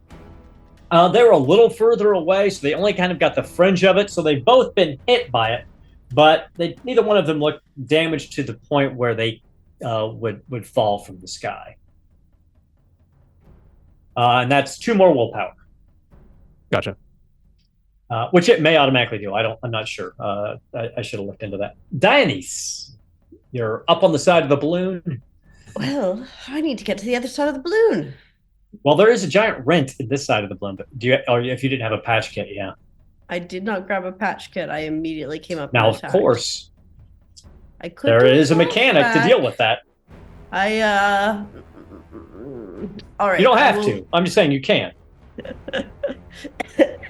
I'm going to trust that Clara gets themselves back into the basket, as they had the patch kits, which Jeff doesn't believe. Well, there are It's a climb multiple- check. She's got to climb back up. I mean, Could be right. I'm just judging by history. That's all. But there are multiple patch kits. They're all over the place because yeah, it's very imperative that we do not fall. All right. Dionysus in the past, after hearing about and seeing how far up in the air we were, and how we would fall and die, did attach a patch kit to the side of her netting belt. And once she and Absu have dispersed of the harpy that was attacking this side, she will pull one of those kits out and try to fix or patch this side. Okay, so you're on the opposite side from Absu. Yes. So are you trying to patch the hole on the side you're at, or are you Yes. going to... Okay. I will stay here and patch it. Fantastic. So it's 2 willpower for your little flashback to have brought the patch kit with you. Got it. You're up there. I need a crafting check. Yeah, this is what I didn't Now, want to do. because you're a mariner once again, and you're comfortable in the nets and ropes. Yeah. You just get to do it flat. If you were anybody else, it would be with a Bane dice because you're in a very precarious position. This isn't really my skill set. And she fails terribly. Do you want to push your roll? My odds are not very good anyway. I think I'll just leave it. Okay, so you get this patch kit out, and for the life of you, you cannot figure out how this patch is supposed to affix to the balloon. It makes no sense to you. It's just so far outside of your skill set. But as you're working with it, we do see one of the injured harpies, one of the slightly injured harpies from the lightning attack, fly around and make another run. And again, in its rage and anger, well, you know what? We've already had excrement attack. We're not going to have that again. We're going to do something different. There's many other things. We're going to see what we get here. Can we just take the poop instead? No. That would look scarier. I don't think any of you are wearing the most metal. So I think what happens is this harpy comes in and goes to slash at their intended target, which is Professor Diggs. I got my Guardian up still, and it doesn't count as a reaction, so I'll go ahead and burn my 2 willpower. And Professor, I said get down. What's wrong with you? I said to duck. And he'll So the step out harpy- in front of him again. I love it. The harpy flies in to take a swing at the professor. We see Sir Galahop jump in. It's 11. His claws come raking across. Oh no. Yeah, What is your armor? That only 6, so that will definitely hit me this time. I'll get some damage. So you take 5 hit points damage. Got it. Okay. I still got plenty. So And- if hit, the victim is also lifted into the air. No. I'm not. You're inside a basket. There's no way it could lift you up based in the area you're at and You have do a that. very So low center of gravity, too. and the basket's got a roof, and there's Yeah, things yeah. stored in the basket above you. I mean, it could get in there, but it could not pick you up and drop. So Okay. you're just gonna take the damage. Ugh. The other harpy, seeing the success of its friend, flies in and also attacks. Let me see. We've had okay, there's only a couple we haven't had, so we're gonna see if we get one. No, mass attack. We've already had that, so I'm just gonna take the one we haven't. And that is threatening cackle. The harpies shower the adventurers with terrible descriptions of what they will do to them. Everyone within 10 meters must make a will roll to resist fear. So this harpy is cackling out these horrible, I am going to feed on your entrails. I am going to force your friends to feed on your entrails. It's all horrible. It's terrible. It's only going to affect the people in the basket. It's not going to be Absu. It's not going to be Dionyse. You guys are too far away. So the people in the basket, you need to make a fear check. If you go to the rollable tables, Am I in the basket or am I below the basket? you are okay too, because you are far enough below the basket that you're not caught in this. So What was you're that? dangling. Well, I can't quite hear you. So it's Stormhand and Sir Galahop who are at risk here. So we have to fail, and then if we fail, we roll on the fear thing, right? Because you did a will test first? Yeah, you must roll to resist the fear. Yes. Right, okay, yeah. Yeah, that's the fear check. You make the will Okay. check to resist the fear. Then Okay, if you good. fail, you roll on the fear table. All right, I'm good. 7 under While- 15 for me. While the rolls are happening, Oh, you're good. thank you, Okay. Lost Caravan RPG, for the raid. Welcome, Awesome. Raiders. Thanks, Raiders. What's up? 6 under 14. Excellent. So you guys hear this, and I mean, you're from the swamps. The worst vile things this harpy is throwing at you sounds like a summer picnic. I mean, it just has no way of getting under your skin. The things you've seen Yeah. are far more horrific. So it Feed on rolls entrails all the time. Yeah, and I think Galahad picks up, like, he takes his Morning Star, and with his other hand underneath the shield, he just starts picking the brains of the other harpy. Yeah, is that what you're gonna do? Okay, gotcha. I hear you. and it's screeching at you. Bring us around to the top of round 3 now. with Stormhand. There's 2 harpies that are flying down around the basket, and then you hear one harpy above you, and you hear the kitten screeches of Clara on the rope beneath you. Let this be the final strike of lightning. Hopefully, roast him to a crisp. Okay. I'll do So, another one at level 1. Okay, so 2 willpower. Definitely a 8. success. Incoming damage. First one is a 10. Oh, nice. So Wow. It changed with a 5. nice. Okay, so describe how you kill the first one. Hear rumbling in the sky. The people with furs start feeling that prickling up. In a blink of an eye, a flash strikes the harpy and it changes the second. It's roasting him in the crisp. Nice, and it too falls, and falls and falls. And Clara, you can see falling right next to you, dangling at the end of this rope, is the charred corpse of a harpy whose all the feathers on their body have been burned off. Smells a little like chicken. Absu, your turn. Yes. Absu will again attack. I got this horribly injured harpy who's just weakly clawing at the balloon. Go ahead and roll your damage. 11 succeed. And I do 11 damage. So describe what it looks like when you absolutely annihilate this harpy. So Absu actually takes their staff with both hands and then gets it across their throat and then pulls them back against their body away from the balloon so they can't keep hacking at it. And they just continue to press and press upon their esophagus until they, asphyxiate, and then she just drops them to their death. I love it. So Clara, you see another corpse of a harpy fall by you, bringing us to Galahop. You only see one harpy left in the sky. Are they within range of me even? Yeah, this is not indicative. They are flying in and out and around because these lower ones are trying to get in at Professor Diggs. So it's close. Close enough. It's still with Bane. Okay. But, what if could I also pull Clara up so that she can go on her turn without? Yep. Okay. Yep. All right. So I think he'll do that. Seeing it flying around, because I've been getting lucky. My luck's gonna turn. So I think instead he's going to he's got a new scar in his face now from the harpy, and he'll step past Stormhand and he'll reach for the rope. And like the donkey, I like to think is braying and like, "Hey, easy boy, I got this." And he'll go ahead and he'll just he'll drop the. He has to.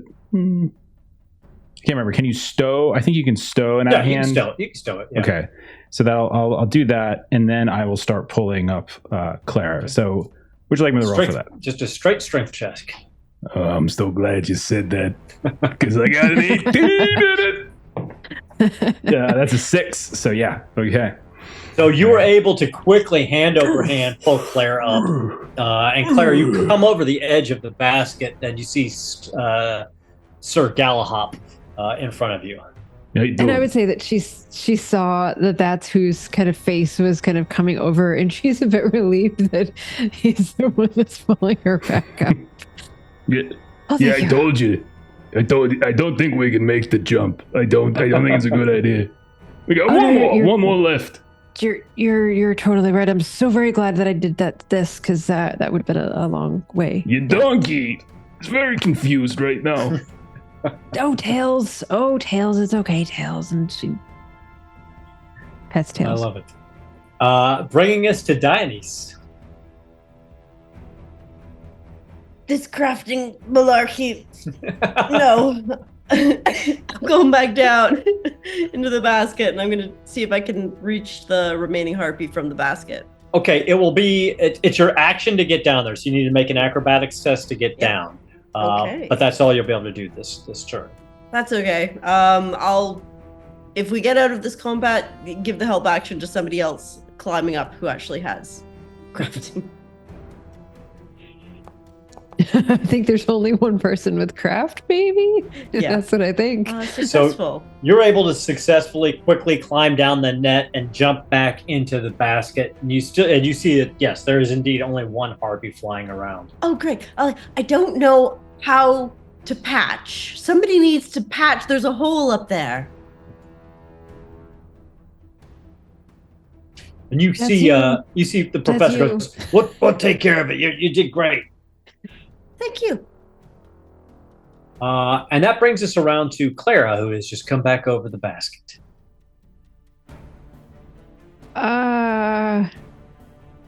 Clara's done absolutely nothing useful, so she's gonna feel like yeah. Is this one close enough that she can just try to attack it with her knife? You can. It'll be with Bane because it's at the outer ranges. So as it's flying around, you're trying to slash it. Yeah, she's feeling like she hasn't really done enough. So let's see her fail at this. Yeah. You can push it if you want. No. Okay. So as you're slashing out, the harpy comes back around, cackling. And since we've gone through all its attacks, we'll just go ahead and roll randomly.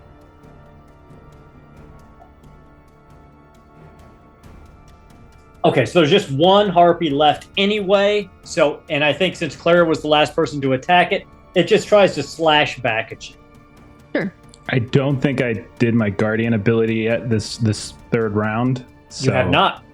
I'll go ahead. But you and did trigger act. it. But it's not. But it is. You can It's spend the not an willpower. action. Yes. Yeah. Yep. Yeah. So it's a willpower spin. So I'll do that. Like I just pulled her up, and she's like stabbing up, and I see the thing coming back, and I'll just like push her out of the way and like put the shield up. Okay. And these claws come across and scratch at you. They do 7, but your armor is greater So than that, right? that'll do one. It'll do 1 damage to me. Yeah. Okay. I'm still okay though. So the harpy comes in and slashes at you. And that brings us to round 4 and Absu at the top of the round. And you all know, I mean, some of you have known a little bit about harpies. You know that normally a flock of harpies would have left by now. They're fearful creatures, they're cowardly, and they would have flown off. So if they were not under some sort of compulsion, you're assured that they would no longer be here. But this one is continuing to attack with its eyes rolled back in its head. Yeah, and that one's down in the basket. Absu will fly down. Can I assist Galahop in getting up to repair? If that's something that Galahop would want to do. You could get down there. If not, it would you spend no 1 worries. willpower point this round to get down there, and then you'd have to fly him back up. And it would take you 2 rounds to get up there because you would be over encumbered carrying him up. So oh, okay. it would Okay, be a never little mind then. willpower costly, but Yeah, then she'll just fly down and attempt to whack this other Okay. one. so wings tuck in and you plummet down like a raptor, and then flare your wings and attack. And again, Absu lets out this horrific screech before just swinging her staff. I love it. And that's a 2. That succeeds. Excellent. Roll damage. Nice. Killer scholar over here. Only 4 damage this time. Bummer. Well, you know what? It only had 3 hit points left. So describe your kill. Yay. You guys watch as Absu kind of comes in as just like a quick flash of really dark fur. And then you hear her screech really before you see her. And then the next thing you see is her kind of beautifully decorated staff just connecting with the temple of this harpy like a bat and just knocking them out of the basket and again tumbling to their deaths. Wonderful. And with that, it's quiet. Everything is quiet. You see Professor Diggs gets the patch kits out, and he and Sir Galahop cautiously, tied in with lanyards and safety lines, make their way up, patch the balloons, and you continue on your way as the sun begins to set on this day as you make your way across the mountains. And that's where we're going to end for tonight with our first little Dragonborn session. I hope Awesome. everybody had some fun. Yeah, Nice. that was a lot of fun. I enjoyed it. Let's go ahead. So while we're here, let's quickly do experience. So I know two people had marks, one for failing and one for critically succeeding.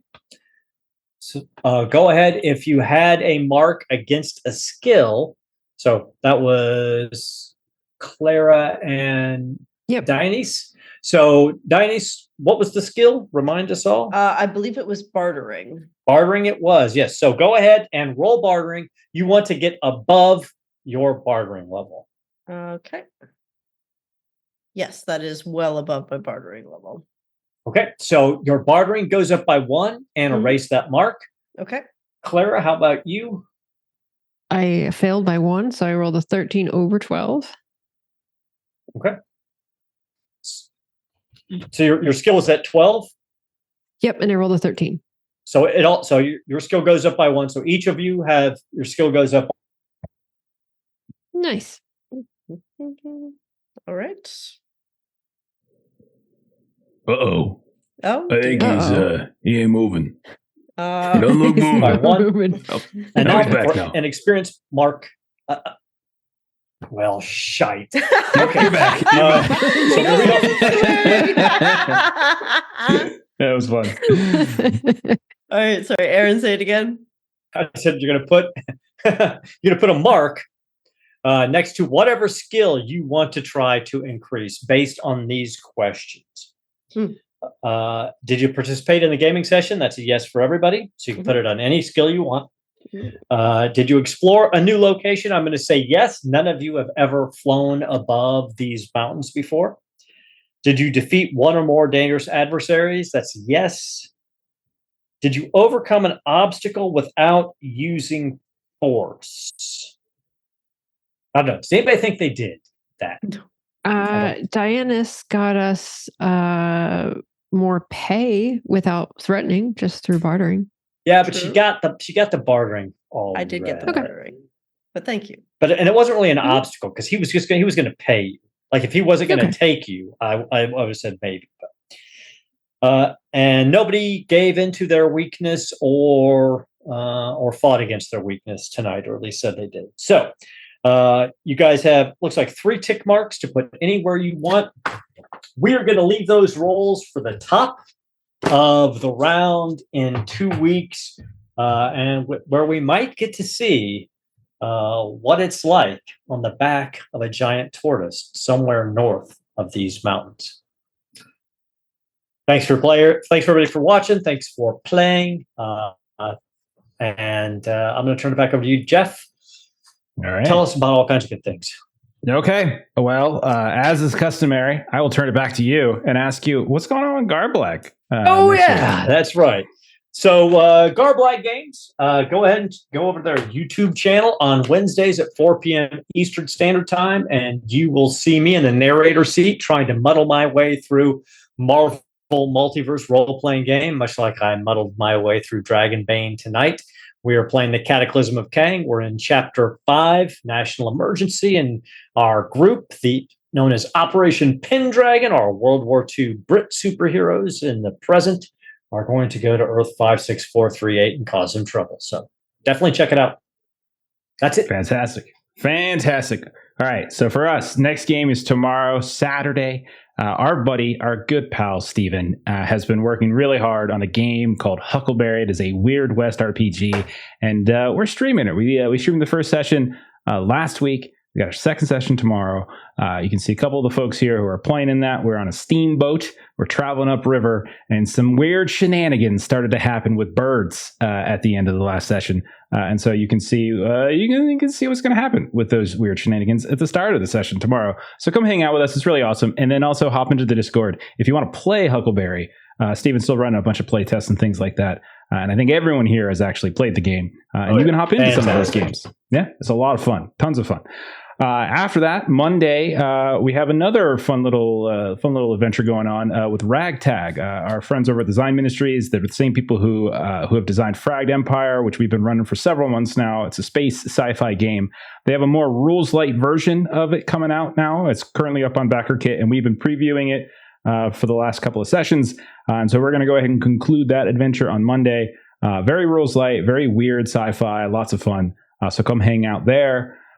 Tuesday, you can see the 4 people on the left side of the screen playing in some Star Trek, which Long has mistakenly labeled Star Wars. But we're gonna be playing in some Star Trek. We started up our campaign this past Tuesday. Very excited, a bunch of Trekkies, so we're all very excited to play in that. So come watch that. And next Thursday, Simbaroom. And you can see everyone here but Ashley. We kick Ashley out of the party because can't take her bullshit. And then we bring Jeremy in So because we annoying, can take right? his bullshit. Yeah, so They're lots so of bullshit. annoying. Yeah. So we tried that out. And then also check out the YouTube page, Adventures in Lollygagging, and our podcast feed. You can catch all our other games, including other games we have going on right now, like Delta Green and Alien, and other past games like Warhammer 40K, Forbidden Lands, all sorts of fun stuff. All right. So we are going to go ahead and raid our friends over at Defenders of Cobalt who are playing some Pathfinder 2nd Edition. So follow the raid. Have a great rest of your night. Join us tomorrow. We'll see you all later. Bye-bye. Good night. See ya. Good night.